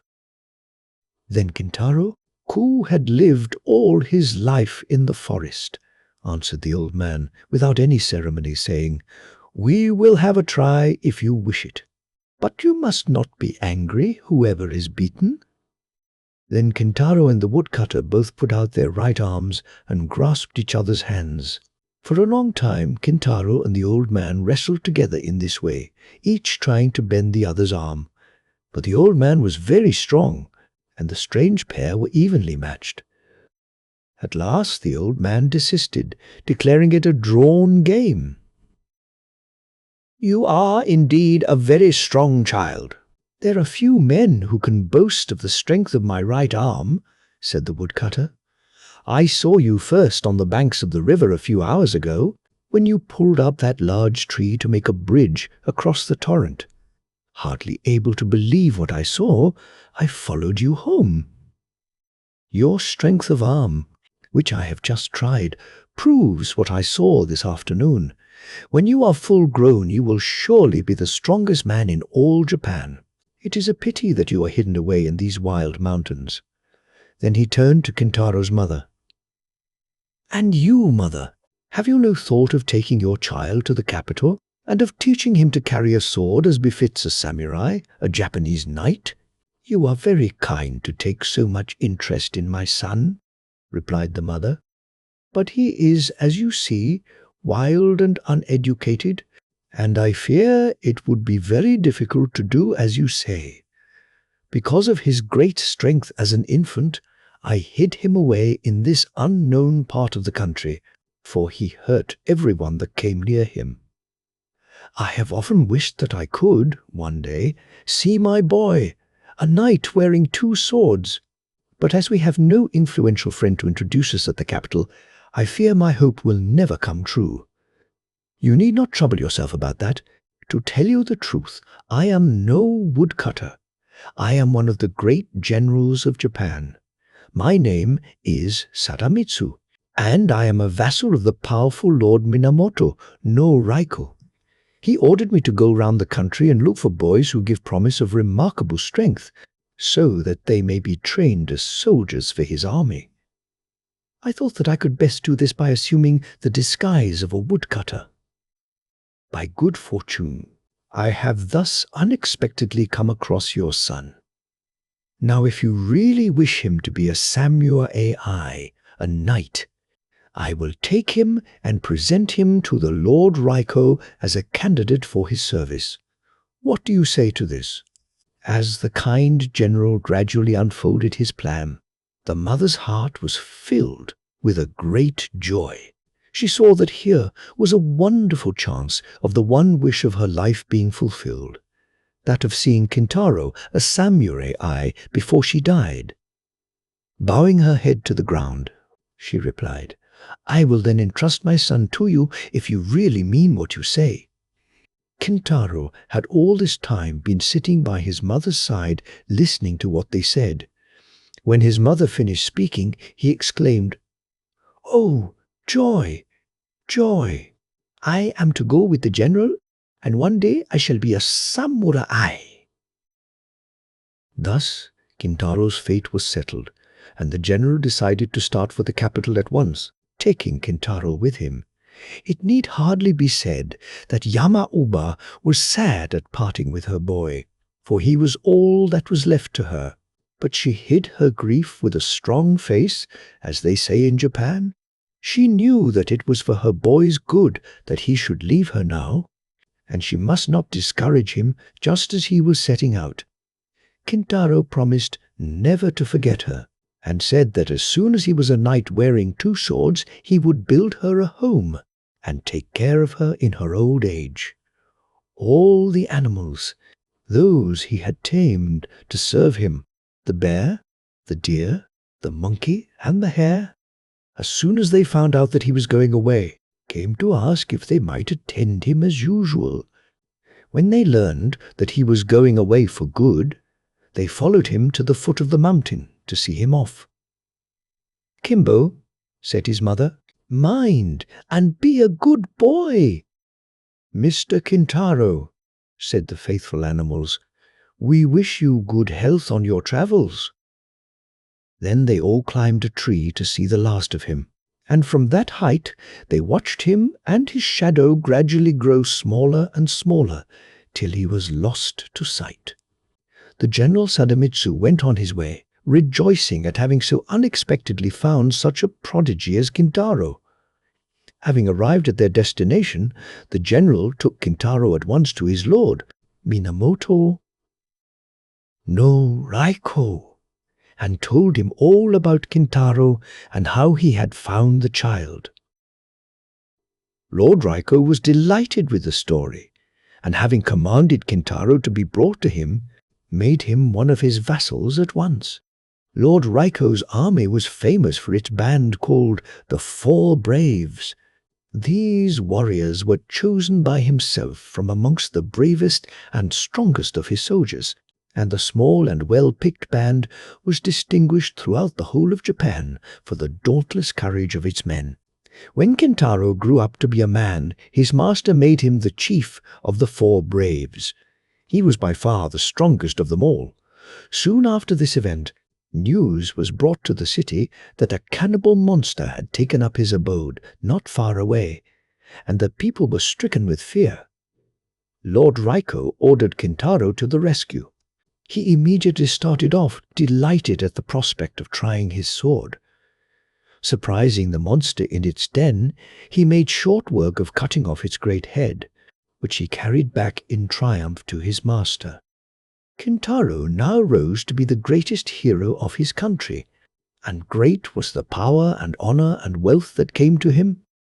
He now kept his promise and built a comfortable home for his old mother, who lived happily with him in the capital to the end of her days. Is not this the story of a great hero? The story of Princess Ace. A story of old Japan. Many, many years ago there lived in Nara, the ancient capital of Japan, a wise state minister by name Prince Toyonari Fujiwara. His wife was a noble, good, and beautiful woman called Princess Murasaki, Violet. They had been married by their respective families according to Japanese custom when very young, and had lived together happily ever since. They had, however, one cause for great sorrow, for as the years went by, no child was born to them. This made them very unhappy, for they both longed to see a child of their own who would grow up to gladden their old age, carry on the family name, and keep up the ancestral rights when they were dead. The prince and his lovely wife, after long consultation and much thought, determined to make a pilgrimage to the temple of Heis no Kwannon, goddess of mercy at Heis, for they believed, according to the beautiful tradition of their religion, that the Mother of Mercy, Kwannon, comes to answer the prayers of mortals in the form that they need the most. Surely, after all these years of prayer, she would come to them in the form of a beloved child in answer to their special pilgrimage, for that was the greatest need of their 2 lives. Everything else they had that this life could give them, but it was all as nothing, because the cry of their hearts was unsatisfied. So, the Prince Toyonari and his wife went to the temple of Kwannon at Heis and stayed there for a long time, both daily offering incense and praying to Kwannon, the Heavenly Mother, to grant them the desire of their whole lives. And their prayer was answered. A daughter was born at last to the Princess Murasaki, and great was the joy of her heart. On presenting the child to her husband, they both decided to call her Hase Jaime, or the Princess of Hase, because she was the gift of the Kwannon at that place. They both reared her with great care and tenderness, and the child grew in strength and beauty. When the little girl was 5 years old, her mother fell dangerously ill, and all the doctors and their medicines could not save her. A little before she breathed her last, she called her daughter to her, and gently stroking her head, said, "Heis Hime, do you know that your mother cannot live any longer? Though I die, you must grow up a good girl. Do your best not to give trouble to your nurse or any other of your family. Perhaps your father will marry again, and someone will fill my place as your mother. If so, do not grieve for me, but look upon your father's second wife as your true mother, and be obedient and filial to both her and your father. Remember when you are grown up to be submissive to those who are your superiors, and to be kind to all those who are under you. Don't forget this. I die with the hope that you will grow up a model woman." Heis Hime listened in an attitude of respect while her mother spoke, and promised to do all that she was told. There is a proverb which says, "As the soul is at 3, so it is at 100. And so Heisehime grew up as her mother had wished, a good and obedient little princess, though she was now too young to understand how great was the loss of her mother. Not long after the death of his first wife, Prince Toyonari married again, a lady of noble birth named Princess Terut. Very different in character, alas. To the good and wise Princess Murasaki, this woman had a cruel, bad heart. She did not love her stepdaughter at all, and was often very unkind to the little motherless girl, saying to herself, "This is not my child, this is not my child." But Heisehime bore every unkindness with patience, and even waited upon her step-mother kindly, and obeyed her in every way, and never gave any trouble, just as she had been trained by her own good mother, so that the Lady Terut had no cause for complaint against her. The little princess was very diligent, and her favorite studies were music and poetry. She would spend several hours practicing every day, and her father had the most proficient of masters he could find to teach her the koto, Japanese harp, the art of writing letters and verse. When she was 12 years of age, she could play so beautifully that she and her stepmother were summoned to the palace to perform before the emperor. It was the festival of the cherry flowers, and there were great festivities at the court. The emperor threw himself into the enjoyment of the season, and commanded that Princess Heis should perform before him on the koto, and that her mother, Princess Terut, should accompany her on the flute. The emperor sat on a raised dais, before which was hung a curtain of finely sliced bamboo and purple tassels, so that his majesty might see all and not be seen, for no ordinary subject was allowed to look upon his sacred face. Heisehime was a skilled musician, though so young, and often astonished her masters by her wonderful memory and talent. On this momentous occasion she played well. But Princess Terut, her stepmother, who was a lazy woman and never took the trouble to practice daily, broke down in her accompaniment and had to request one of the court ladies to take her place. This was a great disgrace, and she was furiously jealous to think that she had failed where her stepdaughter succeeded. And to make matters worse, the emperor sent many beautiful gifts to the little princess to reward her for playing so well at the palace. There was also now another reason why Princess Terut hated her stepdaughter, for she had had the good fortune to have a son born to her, and in her inmost heart she kept saying, "If only Heisehime were not here, my son would have all the love of his father." And never having learned to control herself, she allowed this wicked thought to grow into the awful desire of taking her stepdaughter's life. So one day she secretly ordered some poison, and poisoned some sweet wine. This poisoned wine she put into a bottle. Into another similar bottle she poured some good wine. It was the occasion of the boys' festival on the 5th of May, and Heisehime was playing with her little brother. All his toys of warriors and heroes were spread out, and she was telling him wonderful stories about each of them.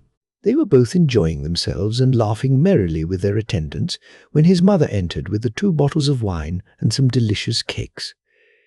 "You are both so good and happy," said the wicked Princess Terut with a smile, "that I have brought you some sweet wine as a reward, and here are some nice cakes for my good children." And she filled 2 cups from the different bottles. Oh! Heisehime, never dreaming of the dreadful part her stepmother was acting, took one of the cups of wine and gave to her little step-brother the other that had been poured out for him. The wicked woman had carefully marked the poisoned bottle, but on coming into the room she had grown nervous, and pouring out the wine hurriedly had unconsciously given the poisoned cup to her own child.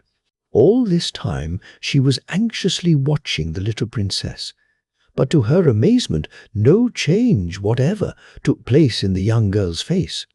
Suddenly, the little boy screamed and threw himself on the floor, doubled up with pain. His mother flew to him, taking the precaution to upset the 2 tiny jars of wine which she had brought into the room, and lifted him up. The attendants rushed for the doctor, but nothing could save the child. He died within the hour in his mother's arms. Doctors did not know much in those ancient times, and it was thought that the wine had disagreed with the boy, causing convulsions of which he died. Thus was the wicked woman punished in losing her own child when she had tried to do away with her stepdaughter, but instead of blaming herself she began to hate Heizhime more than ever in the bitterness and wretchedness of her own heart, and she eagerly watched for an opportunity to do her harm, which was, however, long in coming. When Hasehaime was 13 years of age, she had already become mentioned as a poetess of some merit. This was an accomplishment very much cultivated by the women of old Japan, and one held in high esteem. It was the rainy season at Nara, and floods were reported every day as doing damage in the neighborhood. The river Tatsuta, which flowed through the imperial palace grounds, was swollen to the top of its banks, and the roaring of the torrents of water rushing along a narrow bed so disturbed the emperor's rest day and night, that a serious nervous disorder was the result. An imperial edict was sent forth to all the Buddhist temples, commanding the priests to offer up continuous prayers to heaven to stop the noise of the flood. But this was of no avail.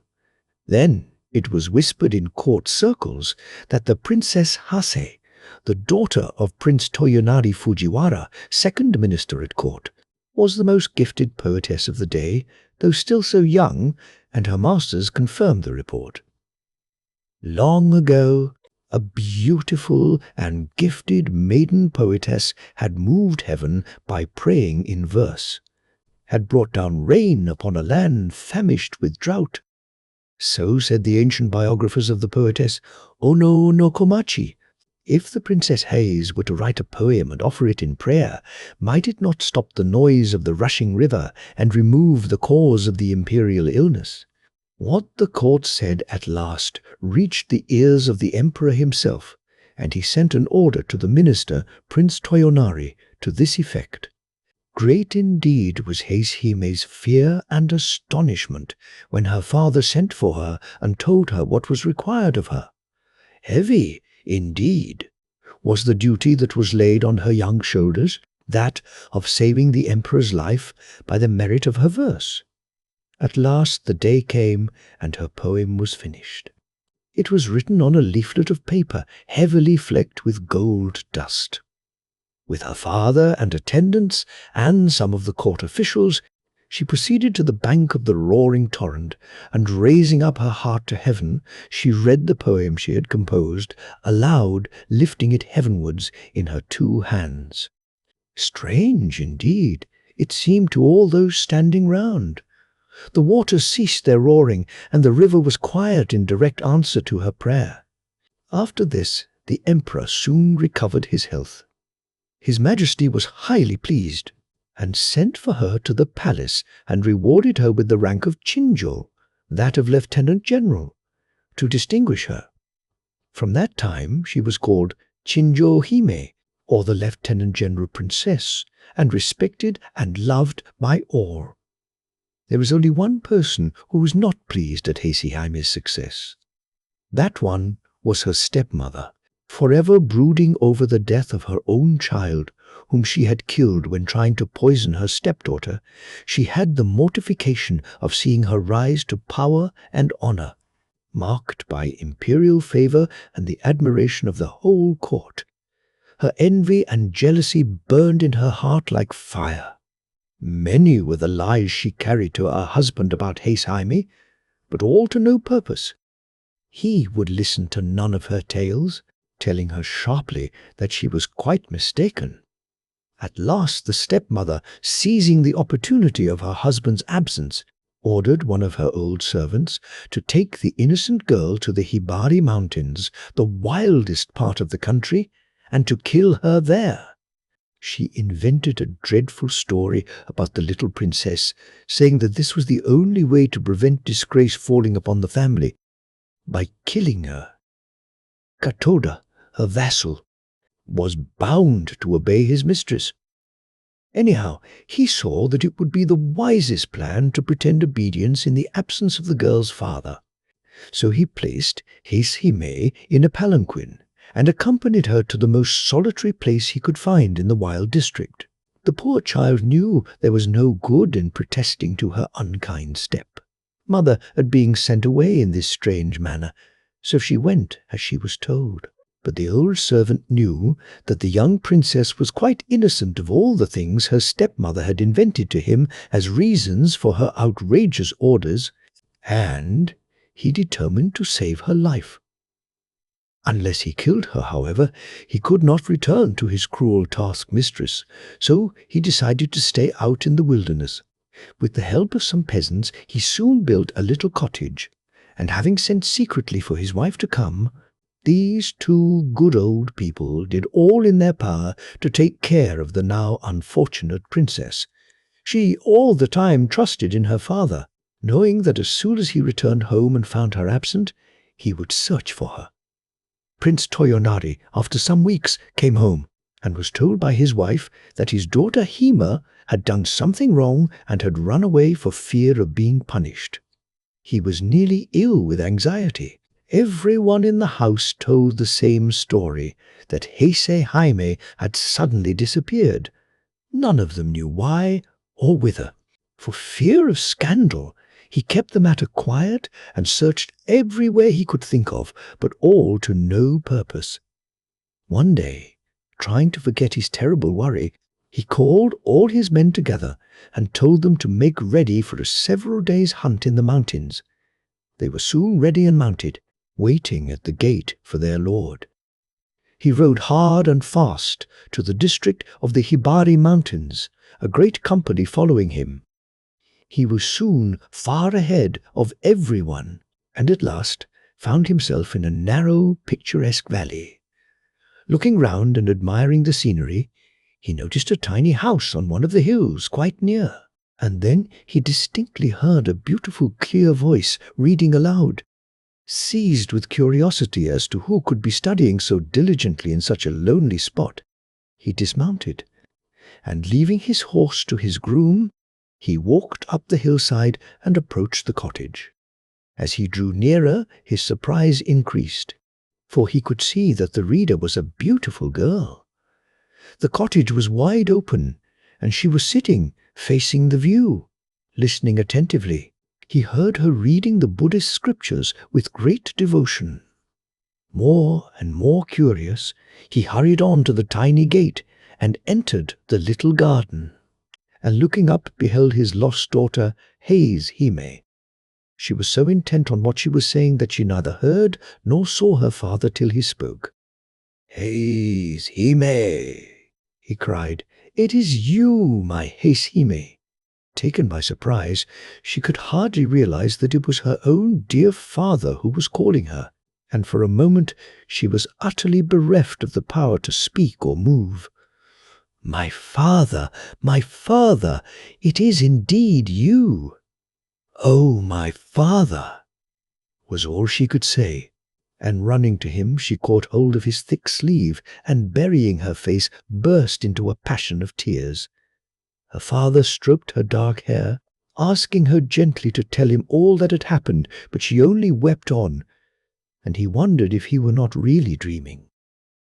Then the faithful old servant Katoda came out, and bowing himself to the ground before his master, poured out the long tale of wrong, telling him all that had happened, and how it was that he found his daughter in such a wild and desolate spot with only 2 old servants to take care of her. The prince's astonishment and indignation knew no bounds. He gave up the hunt at once and hurried home with his daughter. One of the company galloped ahead to inform the household of the glad news, and the stepmother, hearing what had happened, and fearful of meeting her husband now that her wickedness was discovered, fled from the house and returned in disgrace to her father's roof. and nothing more was heard of her. The old servant Kintaro was rewarded with the highest promotion in his master's service, and lived happily to the end of his days, devoted to the little princess, who never forgot that she owed her life to this faithful retainer. She was no longer troubled by an unkind stepmother, and her days passed happily and quietly with her father. As Prince Toyonari had no son, he adopted a younger son of one of the court nobles to be his heir, and to marry his daughter Hasehime, and in a few years the marriage took place. Hasehime lived to a good old age, and all said that she was the wisest, most devout, and most beautiful mistress that had ever reigned in Prince Toyonari's ancient house. She had the joy of presenting her son, the future lord of the family, to her father just before he retired from active life. To this day, there is preserved a piece of needlework in one of the Buddhist temples of Kyoto. It is a beautiful piece of tapestry, with the figure of Buddha embroidered in the silky threads drawn from the stem of the lotus. This is said to have been the work of the hands of the good Princess Haith. The bamboo cutter and the moon. Child, long, long ago, there lived an old bamboo woodcutter. He was very poor and sad also, for no child had heaven sent to cheer his old age, and in his heart there was no hope of rest from work till he died, and was laid in the quiet grave. Every morning he went forth into the woods and hills wherever the bamboo reared its lithe green plumes against the sky. When he had made his choice, he would cut down these feathers of the forest, and splitting them lengthwise, or cutting them into joints, would carry the bamboo wood home, and make it into various articles for the household, and he and his old wife gained a small livelihood by selling them. One morning, as usual, he had gone out to his work, and having found a nice clump of bamboos, had set to work to cut some of them down. Suddenly the green grove of bamboos was flooded with a bright soft light, as if the full moon had risen over the spot. Looking round in astonishment, he saw that the brilliance was streaming from one bamboo. The old man, full of wonder, dropped his axe and went towards the light. On nearer approach he saw that this soft splendor came from a hollow in the green bamboo stem, and still more wonderful to behold, in the midst of the brilliance stood a tiny human being, only 3 inches in height and exquisitely beautiful in appearance. "You must be sent to be my child, for I find you here among the bamboos where lies my daily work," said the old man, and taking the little creature in his hand, he took it home to his wife to bring up. The tiny girl was so exceedingly beautiful and so small that the old woman put her into a basket to safeguard her from the least possibility of being hurt in any way. The old couple were now very happy, for it had been a lifelong regret that they had no children of their own, and with joy they now expended all the love of their old age on the little child who had come to them in so marvelous a manner. From this time on, the old man often found gold in the notches of the bamboos when he hewed them down and cut them up, not only gold but precious stones also, so that by degrees he became rich. He built himself a fine house, and was no longer known as the poor bamboo woodcutter, but as a wealthy man. 3 months passed quickly away, and in that time the bamboo child had, wonderful to say, become a full-grown girl. So her foster parents did up her hair and dressed her in beautiful kimonos. She was of such wondrous beauty that they placed her behind the screens like a princess and allowed no one to see her, waiting upon her themselves. It seemed as if she were made of light, for the house was filled with a soft shining, so that even in the dark of night it was like daytime. Her presence seemed to have a benign influence on those there. Whenever the old man felt sad, he had only to look upon his foster daughter, and his sorrow vanished, and he became as happy as when he was a youth. At last, the day came for the naming of their newfound child, so the old couple called in a celebrated name-giver, and he gave her the name of Princess Moonlight, because her body gave forth so much soft, bright light that she might have been a daughter of the moon god. For 3 days the festival was kept up with song and dance and music. All the friends and relations of the old couple were present, and great was their enjoyment of the festivities held to celebrate the naming of Princess Moonlight. Everyone who saw her declared that there never had been seen anyone so lovely. All the beauties throughout the length and breadth of the land would grow pale beside her, so they said. The fame of the princess's loveliness spread far and wide, and many were the suitors who desired to win her hand, or even so much as to see her. Suitors from far and near posted themselves outside the house, and made little holes in the fence, in the hope of catching a glimpse of the princess as she went from one room to the other along the veranda. They stayed there day and night, sacrificing even their sleep for a chance of seeing her, but all in vain. Then they approached the house, and tried to speak to the old man and his wife or some of the servants, but not even this was granted them. Still, in spite of all this disappointment, they stayed on day after day and night after night, and counted it as nothing. So great was their desire to see the princess. At last, however, most of the men, seeing how hopeless their quest was, lost heart and hope both, and returned to their homes. All except 5 knights, whose ardour and determination, instead of waning, seemed to wax greater with obstacles. These 5 men even went without their meals, and took snatches of whatever they could get brought to them, so that they might always stand outside the dwelling. They stood there, in all weathers, in sunshine and in rain. Sometimes they wrote letters to the princess, but no answer was vouchsafed to them. Then, when letters failed to draw any reply, they wrote poems to her, telling her of the hopeless love which kept them from sleep, from food, from rest, and even from their homes. Still, Princess Moonlight gave no sign of having received their verses. In this hopeless state, the winter passed. The snow and frost and the cold winds gradually gave place to the gentle warmth of spring. Then the summer came, and the sun burned white and scorching in the heavens above and on the earth beneath. And still these faithful knights kept watch and waited. At the end of these long months they called out to the old bamboo cutter and entreated him to have some mercy upon them, and to show them the princess. But he answered only that, as he was not her real father, he could not insist on her obeying him against her wishes. The 5 knights, on receiving this stern answer, returned to their several homes, and pondered over the best means of touching the proud princess's heart, even so much as to grant them a hearing.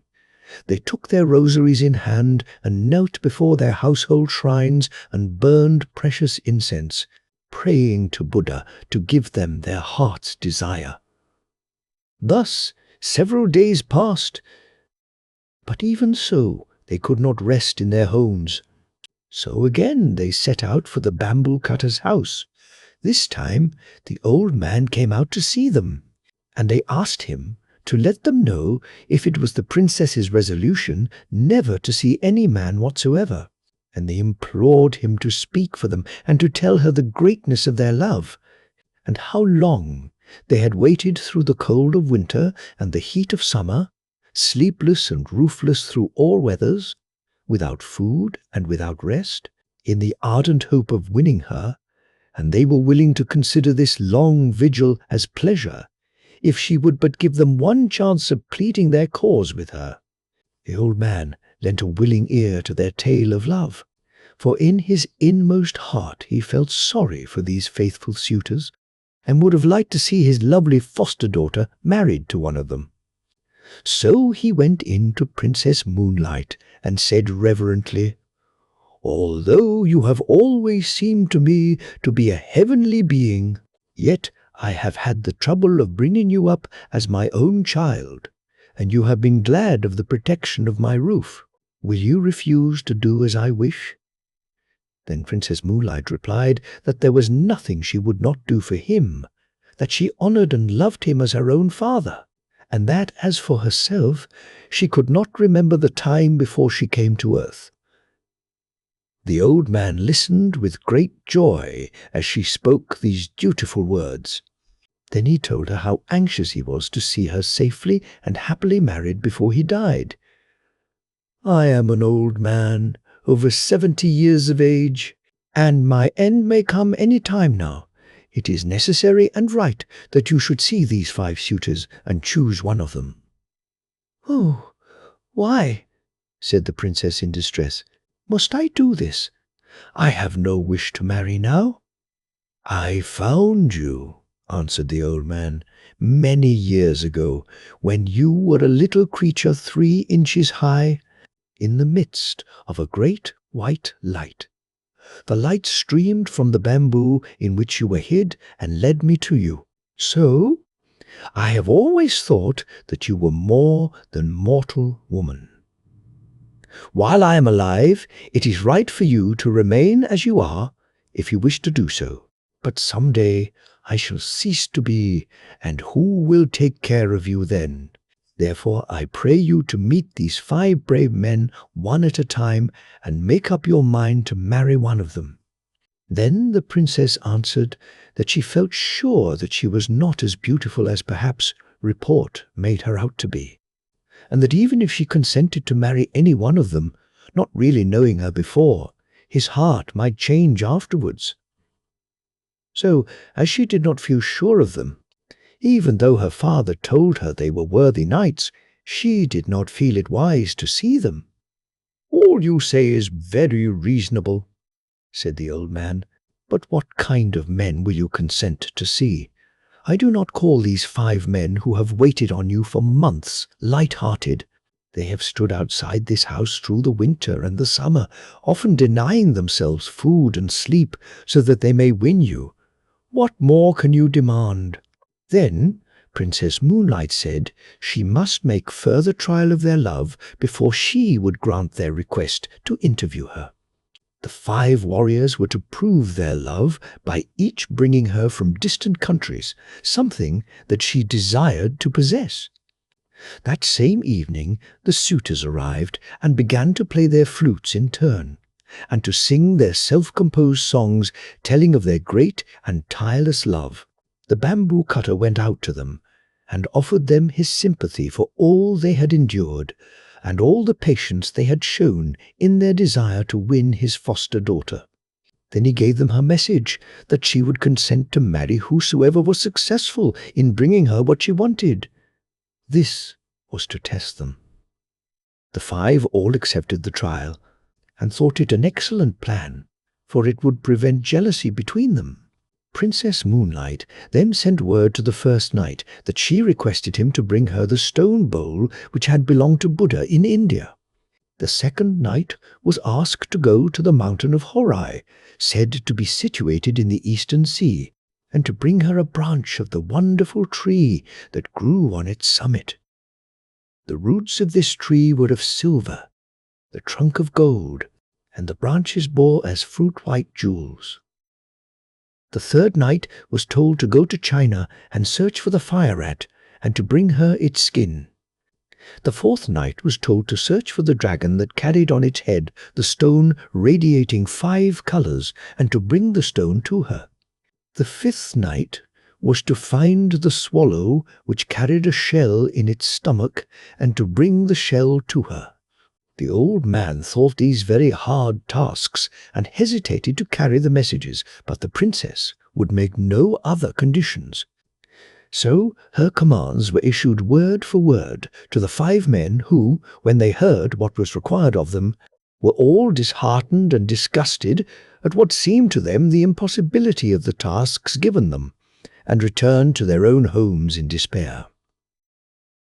But after a time, when they thought of the princess, the love in their hearts revived for her, and they resolved to make an attempt to get what she desired of them. The first knight sent word to the princess that he was starting out that day on the quest of Buddha's bowl, and he hoped soon to bring it to her. But he had not the courage to go all the way to India, for in those days travelling was very difficult and full of danger. So he went to one of the temples in Kyoto and took a stone bowl from the altar there, paying the priest a large sum of money for it. He then wrapped it in a cloth of gold and, waiting quietly for 3 years, returned and carried it to the old man. Princess Moonlight wondered that the knight should have returned so soon. She took the bowl from its gold wrapping, expecting it to make the room full of light, but it did not shine at all, so she knew that it was a sham thing, and not the true bowl of Buddha. She returned it at once and refused to see him. The knight threw the bowl away and returned to his home in despair. He gave up now all hopes of ever winning the princess. The second knight told his parents that he needed change of air for his health, for he was ashamed to tell them that love for the Princess Moonlight was the real cause of his leaving them. He then left his home, at the same time sending word to the princess that he was setting out for Mount Horai in the hope of getting her a branch of the gold and silver tree, which she so much wished to have. He only allowed his servants to accompany him halfway and then sent them back. He reached the seashore and embarked on a small ship, and after sailing away for 3 days, he landed and employed several carpenters to build him a house contrived in such a way that no one could get access to it. He then shut himself up with 6 skilled jewelers, and endeavored to make such a gold and silver branch as he thought would satisfy the princess as having come from the wonderful tree growing on Mount Horai. Everyone whom he had asked declared that Mount Horai belonged to the land of fable and not to fact. When the branch was finished, he took his journey home and tried to make himself look as if he were wearied and worn out with travel. He put the jeweled branch into a lacquer box and carried it to the bamboo cutter, begging him to present it to the princess. The old man was quite deceived by the travel-stained appearance of the knight, and thought that he had only just returned from his long journey with the branch. So he tried to persuade the princess to consent to see the man, but she remained silent and looked very sad. The old man began to take out the branch and praised it as a wonderful treasure to be found nowhere in the whole land. Then he spoke of the knight, how handsome and how brave he was to have undertaken a journey to so remote a place as the Mount of Horai. Princess Moonlight took the branch in her hand and looked at it carefully. She then told her foster parent that she knew it was impossible for the man to have obtained a branch from the gold and silver tree growing on Mount Horai so quickly, or so easily, and she was sorry to say she believed it artificial. The old man then went out to the expectant knight, who had now approached the house, and asked where he had found the branch. Then the man did not scruple to make up a long story. 2 years ago I took a ship and started in search of Mount Horai. After going before the wind for some time, I reached the far eastern sea. Then a great storm arose, and I was tossed about for many days, losing all count of the points of the compass, and finally we were blown ashore on an unknown island. Here I found the place inhabited by demons who at one time threatened to kill and eat me. However, I managed to make friends with these horrible creatures, and they helped me and my sailors to repair the boat, and I set sail again. Our food gave out, and we suffered much from sickness on board. At last, on the 500th day from the day of starting, I saw far off on the horizon what looked like the peak of a mountain. On nearer approach, this proved to be an island, in the center of which rose a high mountain. I landed, and after wandering about for 2 or 3 days, I saw a shining being coming towards me on the beach, holding in his hands a golden bowl. I went up to him and asked him if I had, by good chance, found the island of Mount Horai, and he answered, "Yes, this is Mount Horai." With much difficulty I climbed to the summit. Here stood the golden tree, growing with silver roots in the ground. The wonders of that strange land are many, and if I began to tell you about them, I could never stop. In spite of my wish to stay there long, on breaking off the branch, I hurried back. With utmost speed, it has taken me 400 days to get back, and, as you see, my clothes are still damp from exposure on the long sea voyage. I have not even waited to change my raiment, so anxious was I to bring the branch to the princess quickly. Just at this moment, the 6 jewelers, who had been employed on the making of the branch, but not yet paid by the knight, arrived at the house and sent in a petition to the princess to be paid for their labor. They said that they had worked for over 1,000 days making the branch of gold, with its silver twigs and its jeweled fruit. That was now presented to her by the knight, but as yet they had received nothing in payment. So this knight's deception was thus found out, and the princess, glad of an escape from one more importunate suitor, was only too pleased to send back the branch. She called in the workmen and had them paid liberally, and they went away happy. But on the way home they were overtaken by the disappointed man, who beat them till they were nearly dead for letting out the secret, and they barely escaped with their lives. The knight then returned home, raging in his heart, and in despair of ever winning, the princess gave up society and retired to a solitary life among the mountains. Now the 3rd knight had a friend in China, so he wrote to him to get the skin of the fire rat. The virtue of any part of this animal was that no fire could harm it. He promised his friend any amount of money he liked to ask, if only he could get him the desired article.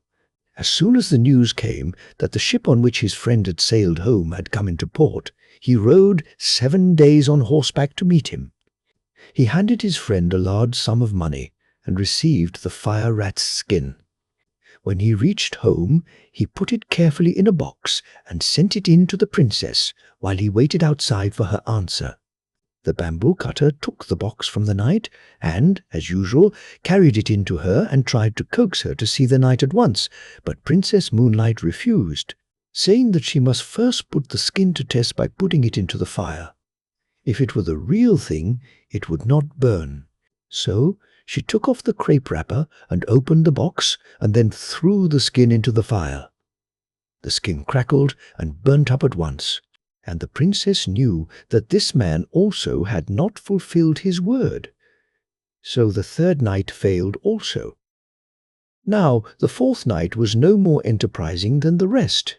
Instead of starting out on the quest of the dragon bearing on its head the 5-color radiating jewel, he called all his servants together and gave them the order to seek for it far and wide in Japan and in China. And he strictly forbade any of them to return till they had found it. His numerous retainers and servants started out in different directions with no intention, however, of obeying what they considered an impossible order. They simply took a holiday, went to pleasant country places together, and grumbled at their master's unreasonableness. The knight, meanwhile, thinking that his retainers could not fail to find the jewel, repaired to his house and fitted it up beautifully for the reception of the princess.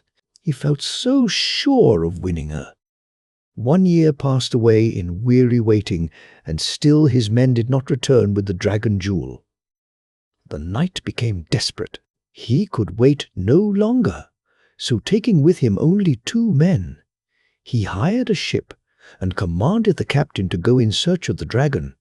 The captain and the sailors refused to undertake what they said was an absurd search, but the knight compelled them at last to put out to sea.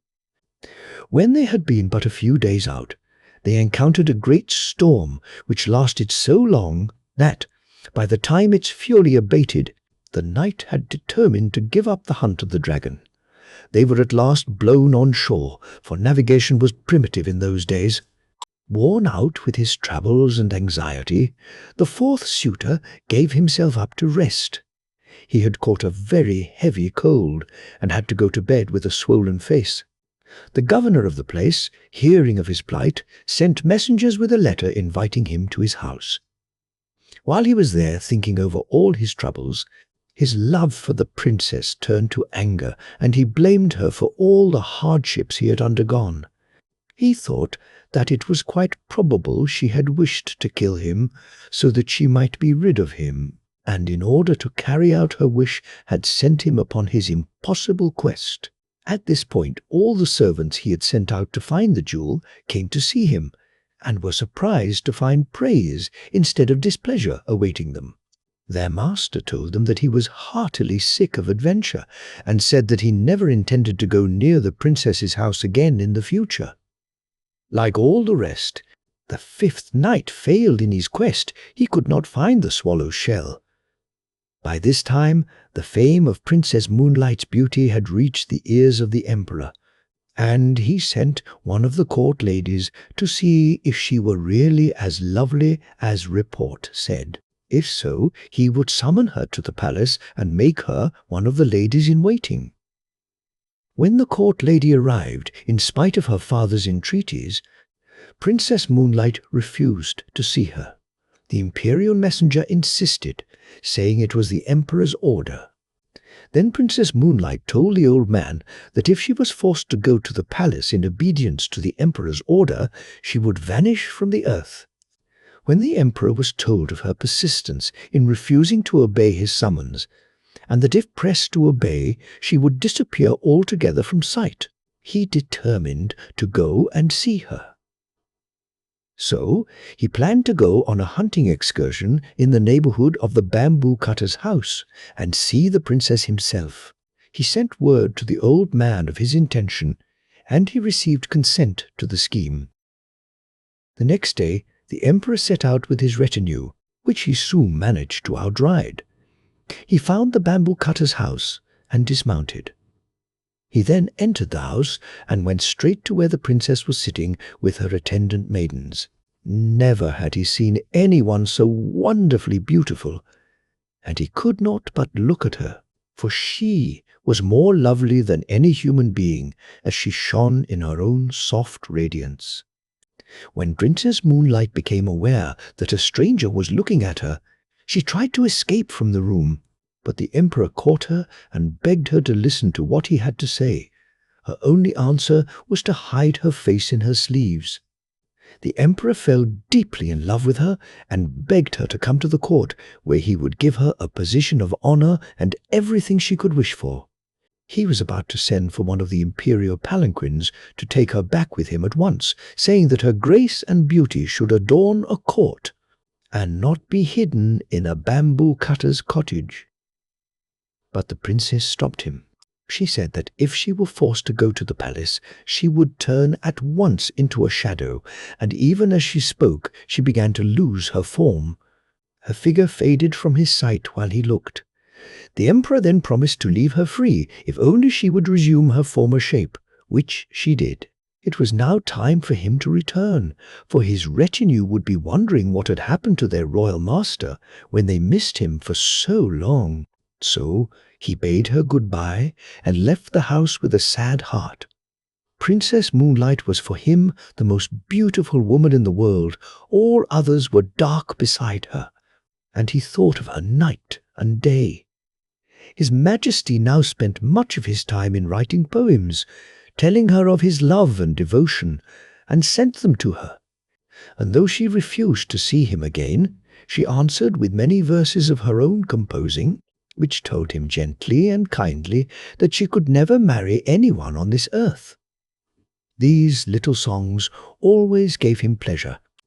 At this time, her foster parents noticed that, night after night, the princess would sit on her balcony and gaze for hours at the moon, in a spirit of the deepest dejection, ending always in a burst of tears. One night, the old man found her thus weeping as if her heart were broken, and he besought her to tell him the reason of her sorrow. With many tears she told him that he had guessed rightly when he supposed her not to belong to this world, that she had in truth come from the moon, and that her time on earth would soon be over. On the 15th day of that very month of August, her friends from the moon would come to fetch her, and she would have to return. Her parents were both there, but having spent a lifetime on the earth, she had forgotten them, and also the moon world to which she belonged. It made her weep, she said, to think of leaving her kind foster parents and the home where she had been happy for so long. When her attendants heard this, they were very sad, and could not eat or drink for sadness at the thought that the princess was so soon to leave them. The emperor, as soon as the news was carried to him, sent messengers to the house to find out if the report were true or not. The old bamboo cutter went out to meet the imperial messengers. The last few days of sorrow had told upon the old man. He had aged greatly, and looked much more than his 70 years. Weeping bitterly, he told them that the report was only too true, but he intended, however, to make prisoners of the envoys from the moon, and to do all he could to prevent the princess from being carried back. The men returned and told His Majesty all that had passed. On the 15th day of that month, the emperor sent a guard of 2,000 warriors to watch the house. 1,000 stationed themselves on the roof. Another 1,000 kept watch round all the entrances of the house. All were well-trained archers with bows and arrows. The bamboo cutter and his wife hid Princess Moonlight in an inner room. The old man gave orders that no one was to sleep that night. All in the house were to keep a strict watch and be ready to protect the princess. With these precautions and the help of the emperor's men-at-arms, he hoped to withstand the moon messengers, but the princess told him that all these measures to keep her would be useless, and that when her people came for her, nothing whatever could prevent them from carrying out their purpose. Even the emperor's men would be powerless. Then she added with tears that she was very, very sorry to leave him and his wife, whom she had learned to love as her parents, that if she could do as she liked, she would stay with them in their old age and try to make some return for all the love and kindness they had showered upon her during all her earthly life. The night wore on. The yellow harvest moon rose high in the heavens, flooding the world asleep with her golden light. Silence reigned over the pine and the bamboo forests, and on the roof, where the 1,000 men-at-arms waited. Then the night grew grey towards the dawn, and all hoped that the danger was over, that Princess Moonlight would not have to leave them after all. Then suddenly the watchers saw a cloud form round the moon, and while they looked, this cloud began to roll earthwards. Nearer and nearer it came, and everyone saw with dismay that its course lay towards the house. In a short time the sky was entirely obscured, till at last the cloud lay over the dwelling only 10 feet off the ground. In the midst of the cloud there stood a flying chariot, and in the chariot a band of luminous beings. One amongst them, who looked like a king and appeared to be the chief, stepped out of the chariot and, poised in air, called to the old man to come out.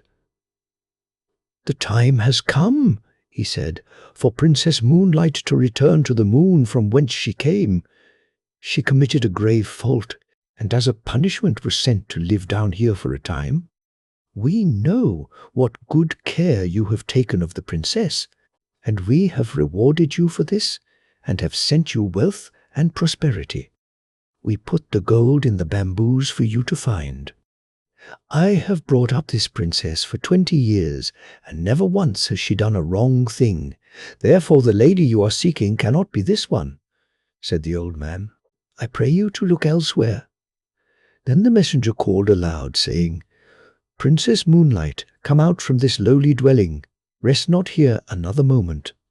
At these words, the screens of the princess's room slid open of their own accord, revealing the princess shining in her own radiance, bright and wonderful and full of beauty.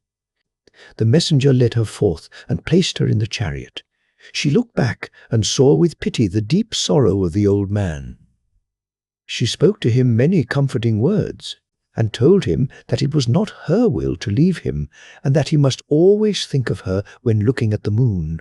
The bamboo cutter implored to be allowed to accompany her, but this was not allowed. The princess took off her embroidered outer garment and gave it to him as a keepsake. One of the moon beings in the chariot held a wonderful coat of wings. Another had a phial full of the elixir of life, which was given the princess to drink. She swallowed a little and was about to give the rest to the old man, but she was prevented from doing so. The robe of wings was about to be put upon her shoulders, but she said, "Wait a little. I must not forget my good friend, the emperor. I must write him once more to say goodbye while still in this human form." In spite of the impatience of the messengers and charioteers, she kept them waiting while she wrote. She placed the phial of the elixir of life with the letter, and, giving them to the old man, she asked him to deliver them to the emperor. Then the chariot began to roll heavenwards towards the moon, and as they all gazed with tearful eyes at the receding princess, the dawn broke, and, in the rosy light of day, the moon chariot and all in it were lost amongst the fleecy clouds that were now wafted across the sky on the wings of the morning wind. Princess Moonlight's letter was carried to the palace. His Majesty was afraid to touch the elixir of life, so he sent it with the letter to the top of the most sacred mountain in the land, Mount Fuji, and there the royal emissaries burnt it on the summit at sunrise. So, to this day, people say there is smoke to be seen, rising from the top of Mount Fuji to the clouds, the mirror of Matsuyama. A story of old Japan. Long years ago, in old Japan, there lived in the province of Echigo, a very remote part of Japan even in these days, a man and his wife. When this story begins, they had been married for some years and were blessed with one little daughter. She was the joy and pride of both their lives, and in her they stored an endless source of happiness for their old age. What golden letter days in their memory were these that had marked her growing up from babyhood, the visit to the temple when she was just 30 days old, her proud mother carrying her, robed in ceremonial kimono, to be put under the patronage of the family's household god. Then her first dolls' festival, when her parents gave her a set of dolls and their miniature belongings, to be added to as year succeeded year, and perhaps the most important occasion of all, on her third birthday, when her first OBI, broad brocade sash of scarlet and gold, was tied round her small waist, a sign that she had crossed the threshold of girlhood and left infancy behind. Now that she was 7 years of age, and had learned to talk and to wait upon her parents in those several little ways, so dear to the hearts of fond parents, their cup of happiness seemed full. There could not be found in the whole of the island empire a happier little family. One day there was much excitement in the home, for the father had been suddenly summoned to the capital on business. In these days of railways and jinrikshas and other rapid modes of travelling, it is difficult to realize what such a journey as that from Matsuyama to Kyoto meant. The roads were rough and bad, and ordinary people had to walk every step of the way, whether the distance were 100 or several hundred miles. Indeed, in those days it was as great an undertaking to go up to the capital as it is for a Japanese to make a voyage to Europe now. So the wife was very anxious while she helped her husband get ready for the long journey, knowing what an arduous task lay before him. Vainly she wished that she could accompany him, but the distance was too great for the mother and child to go, and besides that, it was the wife's duty to take care of the home. All was ready at last, and the husband stood in the porch with his little family round him. "Do not be anxious, I will come back soon," said the man. "While I am away, take care of everything, and especially of our little daughter." "Yes, we shall be all right. But you, "You must take care of yourself and delay not a day in coming back to us," said the wife, while the tears fell like rain from her eyes. The little girl was the only one to smile, for she was ignorant of the sorrow of parting, and did not know that going to the capital was at all different from walking to the next village, which her father did very often. She ran to his side and caught hold of his long sleeve to keep him a moment. "Father, I will be very good while I am waiting for you to come back, so please bring me a present." As the father turned to take a last look at his weeping wife and smiling, eager child, he felt as if someone were pulling him back by the hair, so hard was it for him to leave them behind, for they had never been separated before. But he knew that he must go, for the call was imperative. With a great effort he ceased to think, and resolutely turning away, he went quickly down the little garden and out through the gate. His wife, catching up the child in her arms, ran as far as the gate and watched him as he went down the road between the pines till he was lost in the haze of the distance, and all she could see was his quaint peaked hat, and at last that vanished too. "Now father has gone, you and I must take care of everything till he comes back," said the mother, as she made her way back to the house. "Yes, I will be very good," said the child, nodding her head. "And when father comes home, please tell him how good I have been, and then perhaps he will give me a present. Father is sure to bring you something that you want very much. I know, for I asked him to bring you a doll. You must think of father every day, and pray for a safe journey till he comes back." "Oh, yes, when he comes home again, how happy I shall be," said the child, clapping her hands, and her face growing bright with joy at the glad thought. It seemed to the mother, as she looked at the child's face, that her love for her grew deeper and deeper. Then she set to work to make the winter clothes for the three of them. She set up her simple wooden spinning wheel and spun the thread before she began to weave the stuffs. In the intervals of her work, she directed the little girl's games and taught her to read the old stories of her country. Thus did the wife find consolation in work during the lonely days of her husband's absence. While the time was thus slipping quickly by in the quiet home, the husband finished his business and returned. It would have been difficult for anyone who did not know the man well to recognize him. He had traveled day after day, exposed to all weathers for about a month altogether, and was sunburnt to bronze. But his fond wife and child knew him at a glance, and flew to meet him from either side, each catching hold of one of his sleeves in their eager greeting. Both the man and his wife rejoiced to find each other well. It seemed a very long time to all, till the mother and child helping. His straw sandals were untied, his large umbrella hat taken off, and he was again in their midst in the old familiar sitting room that had been so empty while he was away. As soon as they had sat down on the white mats, the father opened a bamboo basket that he had brought in with him, and took out a beautiful doll and a lacquer box full of cakes. "Here," he said to the little girl, "is a present for you. It is a prize for taking care of mother and the house so well while I was away."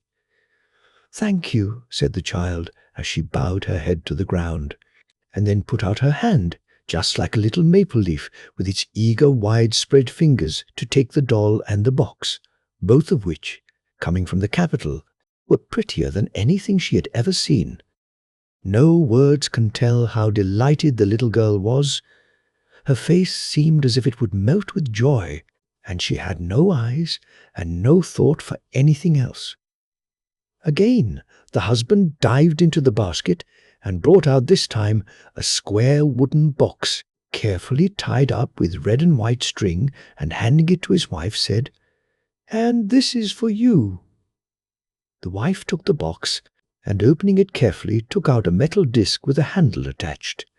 One side was bright and shining like a crystal, and the other was covered with raised figures of pine trees and stalks, which had been carved out of its smooth surface in lifelike reality.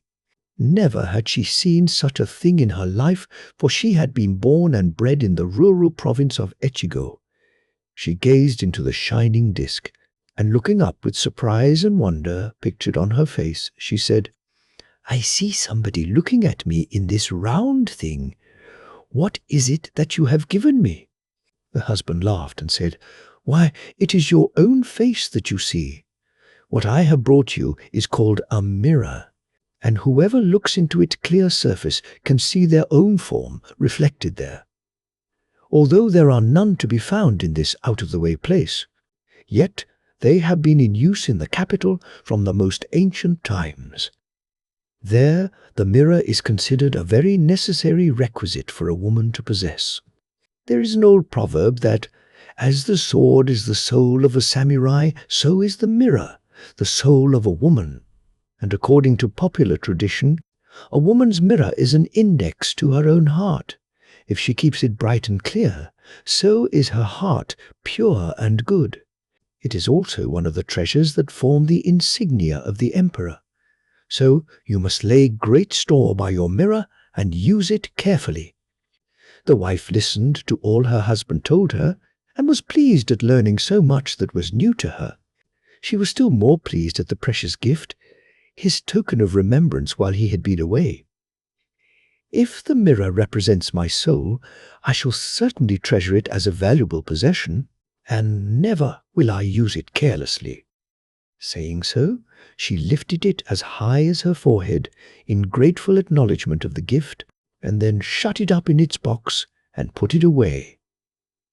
The wife saw that her husband was very tired, and set about serving the evening meal and making everything as comfortable as she could for him. It seemed to the little family as if they had not known what true happiness was before. So glad were they to be together again. And this evening, the father had much to tell of his journey and of all he had seen at the great capital. Time passed away in the peaceful home, and the parents saw their fondest hopes realized as their daughter grew from childhood into a beautiful girl of 16. As a gem of priceless value is held in its proud owner's hand, so had they reared her with unceasing love and care, and now their pains were more than doubly rewarded. What a comfort she was to her mother as she went about the house taking her part in the housekeeping, and how proud her father was of her, for she daily reminded him of her mother when he had first married her.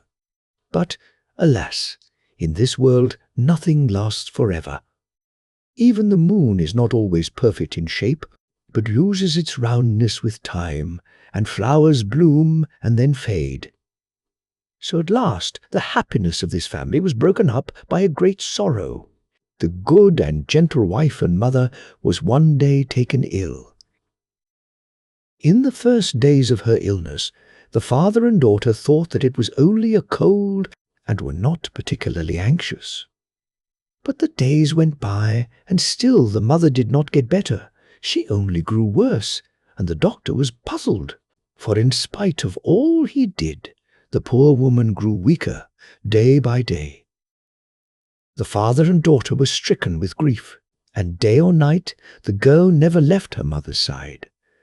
But in spite of all their efforts, the woman's life was not to be saved. One day, as the girl sat near her mother's bed, trying to hide with a cheery smile the gnawing trouble at her heart, the mother roused herself, and taking her daughter's hand, gazed earnestly and lovingly into her eyes. Her breath was labored, and she spoke with difficulty. "My daughter, I am sure that nothing can save me now. When I am dead, promise me to take care of your dear father, and to try to be a good and dutiful woman."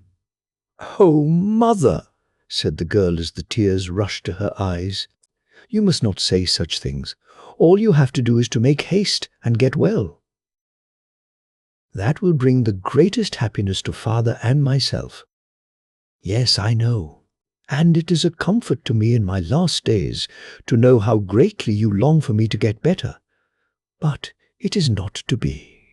Do not look so sorrowful, for it was so ordained in my previous state of existence that I should die in this life just at this time, knowing this. I am quite resigned to my fate, and now I have something to give you whereby to remember me when I am gone." Putting her hand out, she took from the side of the pillow a square wooden box tied up with a silken cord and tassels. Undoing this very carefully, she took out of the box the mirror that her husband had given her years ago.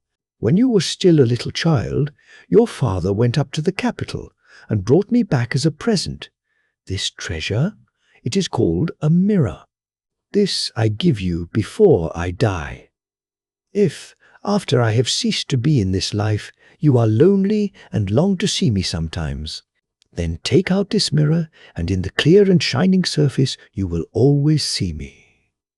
So will you be able to meet with me often, and tell me all your heart, and though I shall not be able to speak, I shall understand and sympathize with you, whatever may happen to you in the future." With these words, the dying woman handed the mirror to her daughter.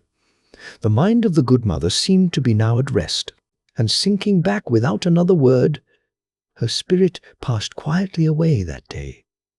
The bereaved father and daughter were wild with grief, and they abandoned themselves to their bitter sorrow. They felt it to be impossible to take leave of the loved woman who till now had filled their whole lives, and to commit her body to the earth. But this frantic burst of grief passed, and then they took possession of their own hearts again, crushed though they were in resignation. In spite of this, the daughter's life seemed to her desolate. Her love for her dead mother did not grow less with time, and so keen was her remembrance, that everything in daily life, even the falling of the rain and the blowing of the wind, reminded her of her mother's death and of all that they had loved and shared together. One day, when her father was out and she was fulfilling her household duties alone, her loneliness and sorrow seemed more than she could bear.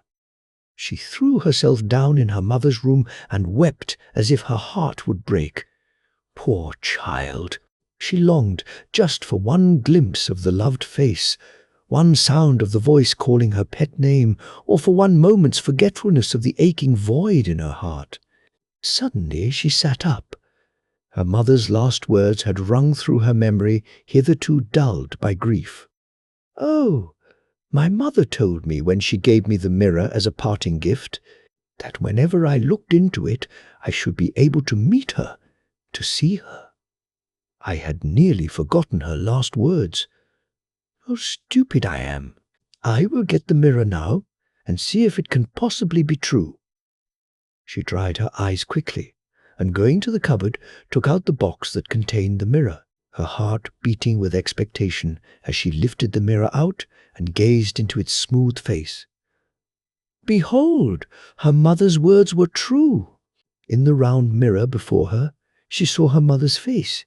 But, oh, the joyful surprise!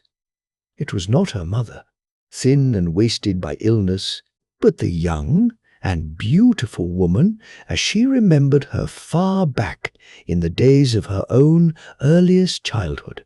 It seemed to the girl that the face in the mirror must soon speak, almost that she heard the voice of her mother telling her again to grow up a good woman and a dutiful daughter. So earnestly did the eyes in the mirror look back into her own. "It is certainly my mother's soul that I see. She knows how miserable I am without her, and she has come to comfort me. Whenever I long to see her, she will meet me here. How grateful I ought to be." And from this time, the weight of sorrow was greatly lightened for her young heart. Every morning, to gather strength for the day's duties before her, and every evening, for consolation, before she lay down to rest, did the young girl take out the mirror and gaze at the reflection which in the simplicity of her innocent heart she believed to be her mother's soul. Daily she grew in the likeness of her dead mother's character, and was gentle and kind to all, and a dutiful daughter to her father. A year spent in mourning had thus passed away in the little household when, by the advice of his relations, the man married again, and the daughter now found herself under the authority of a stepmother. It was a trying position, but her days spent in the recollection of her own beloved mother, and of trying to be what that mother would wish her to be, had made the young girl docile and patient, and she now determined to be filial and dutiful to her father's wife in all respects. Everything went on apparently smoothly in the family for some time under the new regime.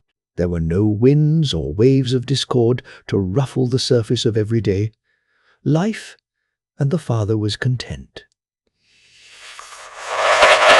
And stepmothers are proverbial all the world over, and this one's heart was not as her first smiles were. As the days and weeks grew into months, the stepmother began to treat the motherless girl unkindly, and to try and come between the father and child. Sometimes she went to her husband and complained of her stepdaughter's behavior, but the father, knowing that this was to be expected, took no notice of her ill-natured complaints. Instead of lessening his affection for his daughter, as the woman desired, her grumblings only made him think of her the more. The woman soon saw that he began to show more concern for his lonely child than before. This did not please her at all, and she began to turn over in her mind how she could, by some means or other, drive her stepchild out of the house. So crooked did the woman's heart become. She watched the girl carefully, and one day, peeping into her room in the early morning, she thought she discovered a grave enough sin of which to accuse the child to her father. The woman herself was a little frightened too at what she had seen, so she went at once to her husband, and wiping away some false tears, she said in a sad voice, "Please, give me permission to leave you today." The man was completely taken by surprise at the suddenness of her request, and wondered whatever was the matter. "Do you find it so disagreeable," he asked, "in my house, that you can stay no longer?" "No, no. It has nothing to do with you. Even in my dreams, I have never thought that I wished to leave your side. But if I go on living here, I am in danger of losing my life, so I think it best for all concerned that you should allow me to go home." And the woman began to weep afresh. Her husband, distressed to see her so unhappy, and thinking that he could not have heard aright, said, "Tell me what you mean. How is your life in danger here?" "I will tell you, since you ask me. Your daughter dislikes me as her stepmother. For some time past, she has shut herself up in her room morning and evening, and looking in as I pass by, I am convinced that she has made an image of me and is trying to kill me by magic art, cursing me daily. It is not safe for me to stay here. Such being the case, indeed, I must go away. We cannot live under the same roof any more." The husband listened to the dreadful tale, but he could not believe his gentle daughter guilty of such an evil act. He knew that by popular superstition, people believed that one person could cause the gradual death of another by making an image of the hated one and cursing it daily. But where had his young daughter learned such knowledge? The thing was impossible. Yet he remembered having noticed that his daughter stayed much in her room of late and kept herself away from everyone, even when visitors came to the house. Putting this fact together with his wife's alarm, he thought that there might be something to account for the strange story. His heart was torn between doubting his wife and trusting his child, and he knew not what to do. He decided to go at once to his daughter and try to find out the truth. Comforting his wife and assuring her that her fears were groundless, he glided quietly to his daughter's room. The girl had for a long time past been very unhappy. She had tried by amiability and obedience to show her goodwill, and to mollify the new wife, and to break down that wall of prejudice and misunderstanding that she knew generally stood between step-parents and their step-children. But she soon found that her efforts were in vain. The stepmother never trusted her and seemed to misinterpret all her actions, and the poor child knew very well that she often carried unkind and untrue tales to her father. She could not help comparing her present unhappy condition with the time when her own mother was alive only a little more than a year ago. So great a change in this short time! Morning and evening she wept over the remembrance. Whenever she could, she went to her room, and sliding the screens to, took out the mirror and gazed, as she thought, at her mother's face. It was the only comfort that she had in these wretched days. Her father found her occupied in this way. Pushing aside the fusama, he saw her bending over something or other very intently. Looking over her shoulder to see who was entering her room, the girl was surprised to see her father, for he generally sent for her when he wished to speak to her. She was also confused at being found looking at the mirror, for she had never told anyone of her mother's last promise, but had kept it as the sacred secret of her heart. So before turning to her father, she slipped the mirror into her long sleeve. Her father, noting her confusion and her act of hiding something, said in a severe manner, "Daughter, what are you doing here? And what is that you have hidden in your sleeve?" The girl was frightened by her father's severity. Never had he spoken to her in such a tone. Her confusion changed to apprehension, her color from scarlet to white. She sat dumb and shamefaced, unable to reply. Appearances were certainly against her. The young girl looked guilty, and the father, thinking that perhaps after all what his wife had told him was true, spoke angrily. "Then, is it really true that you are daily cursing your stepmother and praying for her death? Have you forgotten what I told you? That, although she is your stepmother, you must be obedient and loyal to her? What evil spirit has taken possession of your heart that you should be so wicked? You have certainly changed, my daughter. What has made you so disobedient and unfaithful?" And the father's eyes filled with sudden tears to think that he should have to upbraid his daughter in this way. She, on her part, did not know what he meant, for she had never heard of the superstition that by praying over an image it is possible to cause the death of a hated person. But she saw that she must speak and clear herself somehow. She loved her father dearly and could not bear the idea of his anger. She put out her hand on his knee deprecatingly. "Father, father, do not say such dreadful things to me. I am still your obedient child. Indeed I am. However stupid I may be, I should never be able to curse anyone who belonged to you, much less pray for the death of one you love. Surely someone has been telling you lies, and you are dazed, and you know not what you say, or some evil spirit has taken possession of your heart. As for me, I do not know. No, not so much as a dewdrop of the evil thing of which you accuse me." But the father remembered that she had hidden something away when he first entered the room, and even this earnest protest did not satisfy him. He wished to clear up his doubts once for all. "Then why are you always alone in your room these days? And tell me, what is that you have hidden in your sleeve? Show it to me at once." Then the daughter, though shy of confessing how she had cherished her mother's memory, saw that she must tell her father all in order to clear herself. So she slipped the mirror out from her long sleeve and laid it before him. "This," she said, "is what you saw me looking at just now." "Why," he said in great surprise, "this is the mirror that I brought as a gift to your mother when I went up to the capital many years ago. And so you have kept it all this time? Now, why do you spend so much of your time before this mirror?" Then she told him of her mother's last words, and of how she had promised to meet her child whenever she looked into the glass. But still the father could not understand the simplicity of his daughter's character in not knowing that what she saw reflected in the mirror was in reality her own face, and not that of her mother. "What do you mean?" he asked. "I do not understand how you can meet the soul of your lost mother by looking in this mirror." "It is indeed true," said the girl.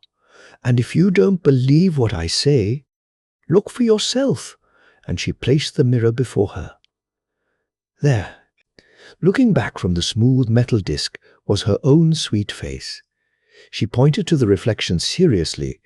"Do you doubt me still?" she asked earnestly, looking up into his face. With an exclamation of sudden understanding, the father smote his two hands together. "How stupid I am! At last I understand. Your face is as like your mother's as the two sides of a melon. Thus you have looked at the reflection of your face all this time, thinking that you were brought face to face with your lost mother. You are truly a faithful child. It seems at first a stupid thing to have done, but it is not really so.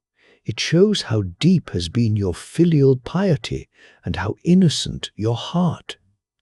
Living in constant remembrance of your lost mother has helped you to grow like her in character. How clever it was of her to tell you to do this. I admire and respect you, my daughter, and I am ashamed to think that for one instant I believed your suspicious stepmother's story and suspected you of evil, and came with the intention of scolding you severely, while all this time you have been so true and good. Before you, I have no countenance left, and I beg you to forgive me." And here the father wept. He thought of how lonely the poor girl must have been, and of all that she must have suffered under her stepmother's treatment, his daughter steadfastly keeping her faith and simplicity in the midst of such adverse circumstances, bearing all her troubles with so much patience and amiability, made him compare her to the lotus which rears its blossom of dazzling beauty out of the slime and mud of the moats and ponds, fitting emblem of a heart which keeps itself unsullied while passing through the world. The stepmother, anxious to know what would happen, had all this while been standing outside the room. She had grown interested, and had gradually pushed the sliding screen back till she could see all that went on.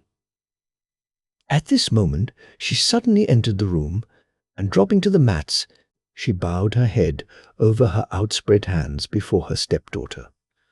"I am ashamed! I am ashamed!" she exclaimed in broken tones. "I did not know what a filial child you were.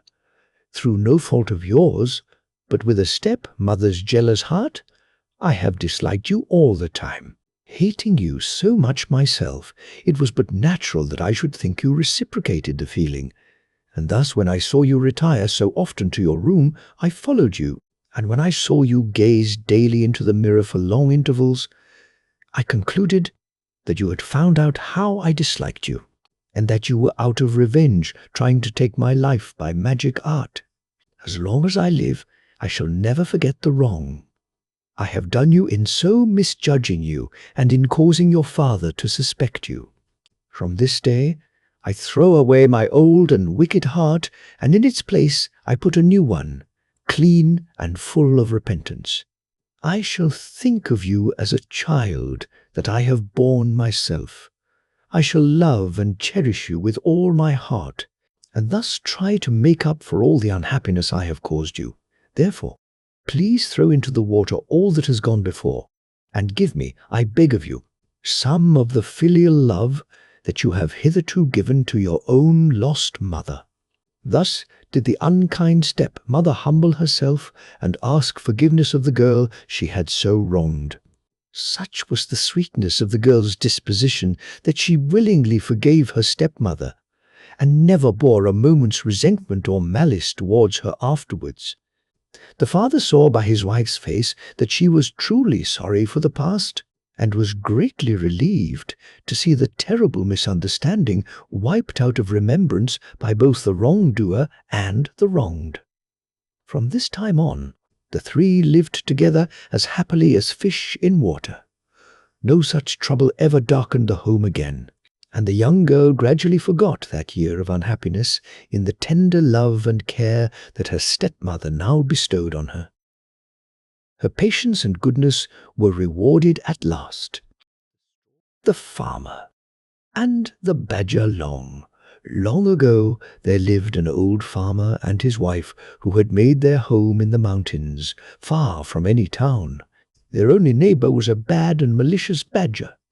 This badger used to come out every night and run across to the farmer's field and spoil the vegetables and the rice which the farmer spent his time in carefully cultivating. The badger at last grew so ruthless in his mischievous work, and did so much harm everywhere on the farm, that the good-natured farmer could not stand it any longer, and determined to put a stop to it.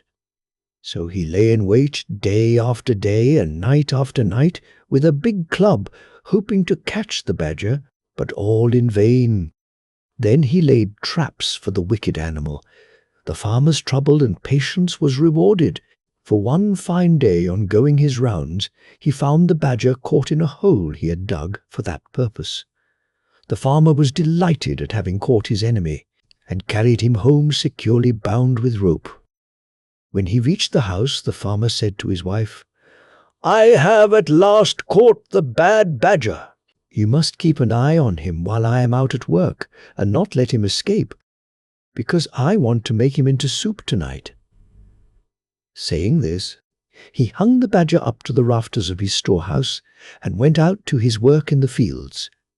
The badger was in great distress, for he did not at all like the idea of being made into soup that night, and he thought and thought for a long time, trying to hit upon some plan by which he might escape. It was hard to think clearly in his uncomfortable position, for he had been hung upside down. Very near him, at the entrance to the storehouse, looking out towards the green fields and the trees and the pleasant sunshine, stood the farmer's old wife pounding barley. She looked tired and old. Her face was seamed with many wrinkles and was as brown as leather, and every now and then she stopped to wipe the perspiration which rolled down her face. "Dear lady," said the wily badger, "you must be very weary doing such heavy work in your old age. Won't you let me do that for you? My arms are very strong, and I could relieve you for a little while." "Thank you for your kindness," said the old woman, "but I cannot let you do this work for me because I must not untie you, for you might escape if I did, and my husband would be very angry if he came home and found you gone. Now, the badger is one of the most cunning of animals," and he said again in a very sad, gentle voice, "You are very unkind. You might untie me, for I promised not to try to escape. If you are afraid of your husband, I will let you bind me again before his return, when I have finished pounding the barley. I am so tired and sore tied up like this. If you would only let me down for a few minutes, I would indeed be thankful." The old woman had a good and simple nature, and could not think badly of anyone. Much less did she think that the badger was only deceiving her in order to get away. She felt sorry, too, for the animal as she turned to look at him. He looked in such a sad plight, hanging downwards from the ceiling by his legs, which were all tied together so tightly that the rope and the knots were cutting into the skin. So, in the kindness of her heart, and believing the creature's promise that he would not run away, she untied the cord and let him down. The old woman then gave him the wooden pestle and told him to do the work for a short time while she rested. He took the pestle, but instead of doing the work as he was told, the badger at once sprang upon the old woman and knocked her down with the heavy piece of wood. He then killed her and cut her up and made soup of her and waited for the return of the old farmer. The old man worked hard in his fields all day, and as he worked, he thought with pleasure that no more now would his labor be spoiled by the destructive badger. Towards sunset, he left his work and turned to go home. He was very tired, but the thought of the nice supper of hot badger soup awaiting his return cheered him. The thought that the badger might get free and take revenge on the poor old woman never once came into his mind. The badger, meanwhile, assumed the old woman's form, and as soon as he saw the old farmer approaching, came out to greet him on the veranda of the little house, saying, "So, you have come back at last. I have made the badger soup and have been waiting for you for a long time." The old farmer quickly took off his straw sandals and sat down before his tiny dinner tray. The innocent man never even dreamed that it was not his wife but the badger who was waiting upon him, and asked at once for the soup. Then the badger suddenly transformed himself back to his natural form and cried out, "You wife-eating old man! Look out for the bones in the kitchen!" Laughing loudly and derisively, he escaped out of the house and ran away to his den in the hills. The old man was left behind alone. He could hardly believe what he had seen and heard. Then, when he understood the whole truth, he was so scared and horrified that he fainted right away. After a while he came round and burst into tears. He cried loudly and bitterly. He rocked himself to and fro in his hopeless grief. It seemed too terrible to be real that his faithful old wife had been killed and cooked by the badger while he was working quietly in the fields, knowing nothing of what was going on at home, and congratulating himself on having once for all got rid of the wicked animal who had so often spoiled his fields. And oh, the horrible thought! He had very nearly drunk the soup which the creature had made of his poor old woman.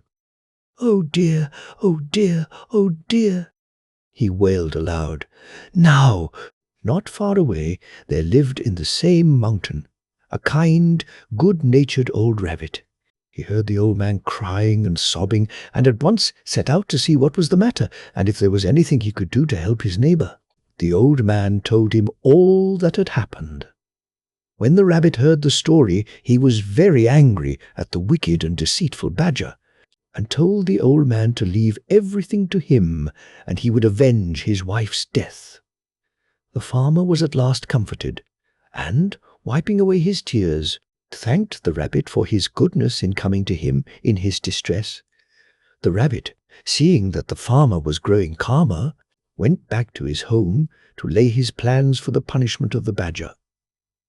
The next day the weather was fine, and the rabbit went out to find the badger. He was not to be seen in the woods, or on the hillside, or in the fields anywhere. So the rabbit went to his den and found the badger hiding there, for the animal had been afraid to show himself ever since he had escaped from the farmer's house, for fear of the old man's wrath. The rabbit called out, "Why are you not out on such a beautiful day? Come out with me, and we will go and cut grass on the hills together." The badger, never doubting but that the rabbit was his friend, willingly consented to go out with him, only too glad to get away from the neighborhood of the farmer and the fear of meeting him. The rabbit led the way miles away from their homes, out on the hills where the grass grew tall and thick and sweet. They both set to work to cut down as much as they could carry home, to store it up for their winter's food. When they had each cut down all they wanted, they tied it in bundles and then started homewards, each carrying his bundle of grass on his back. This time the rabbit made the badger go first. When they had gone a little way, the rabbit took out a flint and steel, and, striking it over the badger's back as he stepped along in front, set his bundle of grass on fire. The badger heard the flint striking and asked, "What is that noise? Crack, crack?" "Oh, that is nothing," replied the rabbit. "I only said crack, crack, because this mountain is called Crackling Mountain." The fire soon spread in the bundle of dry grass on the badger's back. The badger, hearing the crackle of the burning grass, asked, "What is that?" "Now we have come to the burning mountain," answered the rabbit. By this time the bundle was nearly burned out. and all the hair had been burned off the badger's back. He now knew what had happened by the smell of the smoke of the burning grass. Screaming with pain, the badger ran as fast as he could to his hole. The rabbit followed and found him lying on his bed groaning with pain. "What an unlucky fellow you are," said the rabbit. "I can't imagine how this happened. I will bring you some medicine which will heal your back quickly." The rabbit went away glad and smiling to think that the punishment upon the badger had already begun. He hoped that the badger would die of his burns, for he felt that nothing could be too bad for the animal. Who was guilty of murdering a poor, helpless old woman who had trusted him? He went home and made an ointment by mixing some sauce and red pepper together. He carried this to the badger, but before putting it on he told him that it would cause him great pain, but that he must bear it patiently, because it was a very wonderful medicine for burns and scalds and such wounds. The badger thanked him and begged him to apply it at once, but no language can describe the agony of the badger as soon as the red pepper had been pasted all over his sore back. He rolled over and howled loudly. The rabbit, looking on, felt that the farmer's wife was beginning to be avenged. The badger was in bed for about a month, but at last, in spite of the red pepper application, his burns healed and he got well. When the rabbit saw that the badger was getting well, he thought of another plan by which he could compass the creature's death. So he went one day to pay the badger a visit and to congratulate him on his recovery. During the conversation, the rabbit mentioned that he was going fishing, and described how pleasant fishing was when the weather was fine and the sea smooth. The badger listened with pleasure to the rabbit's account of the way he passed his time now, and forgot all his pains and his month's illness, and thought what fun it would be if he could go fishing too. So he asked the rabbit if he would take him the next time he went out to fish. This was just what the rabbit wanted, so he agreed. Then he went home and built 2 boats, one of wood and the other of clay. At last they were both finished, and as the rabbit stood and looked at his work, he felt that all his trouble would be well rewarded if his plan succeeded, and he could manage to kill the wicked badger now. The day came when the rabbit had arranged to take the badger fishing. He kept the wooden boat himself and gave the badger the clay boat. The badger, who knew nothing about boats, was delighted with his new boat and thought how kind it was of the rabbit to give it to him. They both got into their boats and set out. After going some distance from the shore, the rabbit proposed that they should try their boats and see which one could go the quickest. The badger fell in with the proposal, and they both set to work to row as fast as they could for some time. In the middle of the race, the badger found his boat going to pieces, for the water now began to soften the clay. He cried out in great fear to the rabbit to help him, but the rabbit answered that he was avenging the old woman's murder, and that this had been his intention all along, and that he was happy to think that the badger had at last met his deserts for all his evil crimes, and was to drown with no one to help him. Then he raised his oar and struck at the badger with all his strength, till he fell with the sinking clay boat, and was seen no more. Thus, at last, he kept his promise to the old farmer.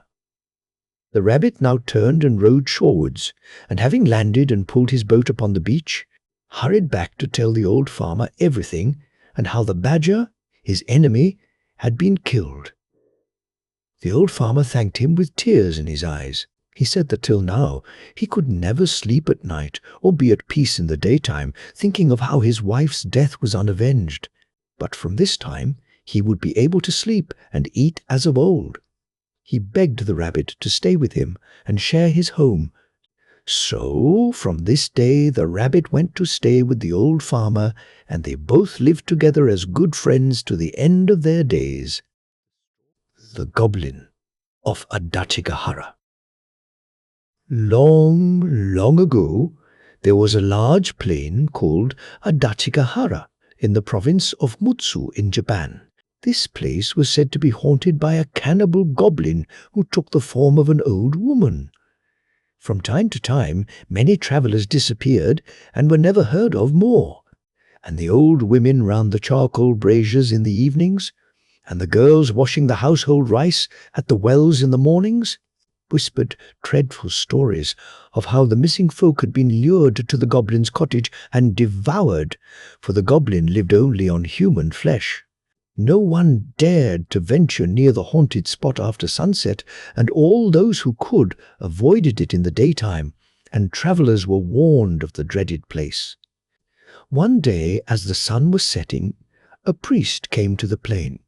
He was a belated traveller, and his robe showed that he was a Buddhist pilgrim walking from shrine to shrine to pray for some blessing or to crave for forgiveness of sins. He had apparently lost his way, and as it was late, he met no one who could show him the road or warn him of the haunted spot. He had walked the whole day and was now tired and hungry, and the evenings were chilly, for it was late autumn, and he began to be very anxious to find some house where he could obtain a night's lodging. He found himself lost in the midst of the large plain, and looked about in vain for some sign of human habitation.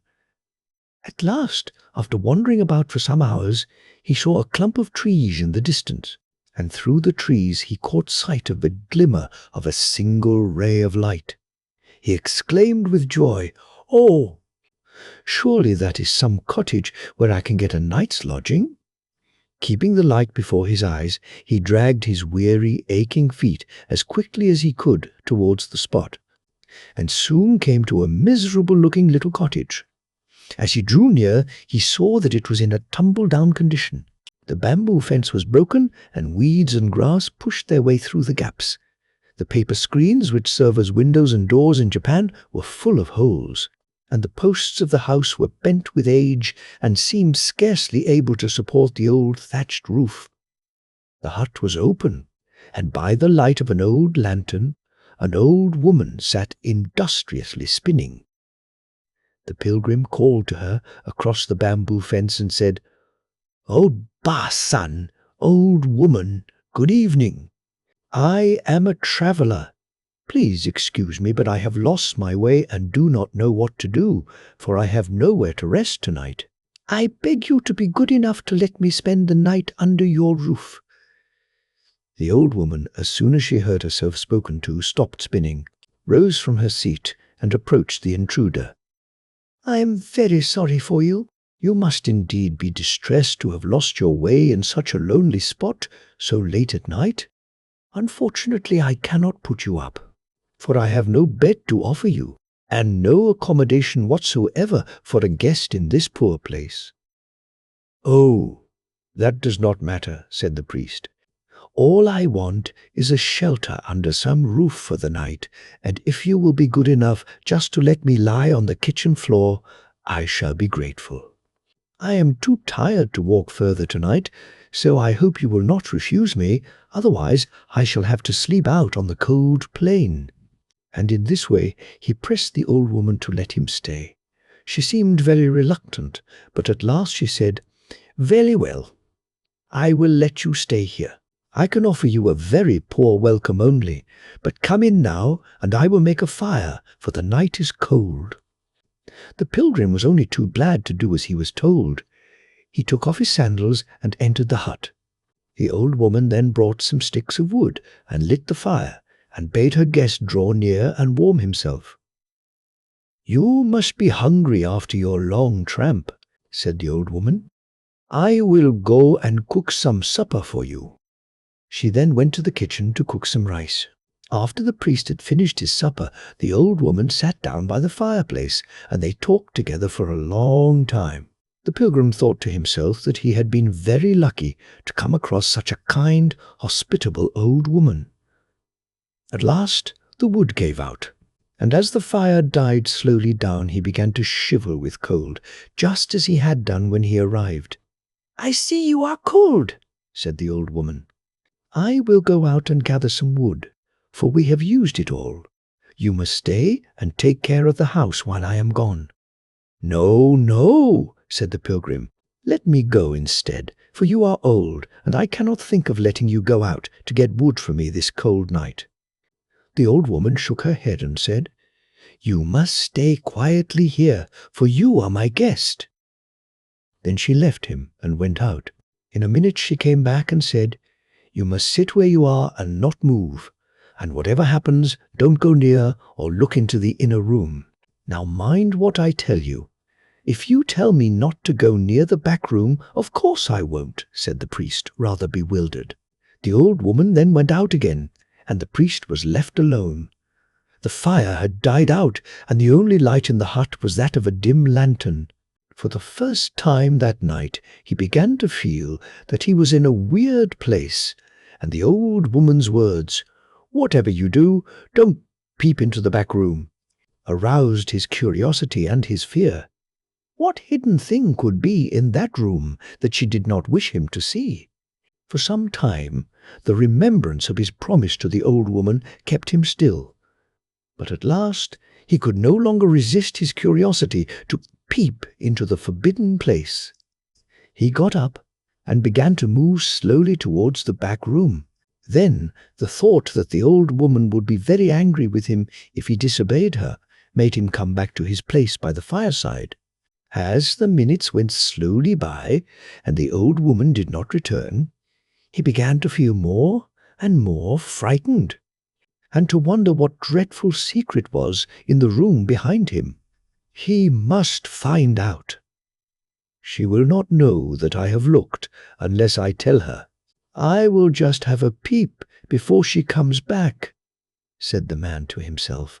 With these words he got up on his feet, for he had been sitting all this time in Japanese fashion with his feet under him, and stealthily crept towards the forbidden spot. With trembling hands he pushed back the sliding door and looked in. What he saw froze the blood in his veins. The room was full of dead men's bones, and the walls were splashed, and the floor was covered with human blood. In one corner, skull upon skull rose to the ceiling. In another was a heap of arm bones, in another a heap of leg bones. The sickening smell made him faint. He fell backwards with horror, and for some time lay in a heap with fright on the floor, a pitiful sight. He trembled all over, and his teeth chattered, and he could hardly crawl away from the dreadful spot. "How horrible!" he cried out. "What awful den have I come to in my travels? May Buddha help me, or I am lost. Is it possible that that kind old woman is really the cannibal goblin? When she comes back, she will show herself in her true character and eat me up at one mouthful."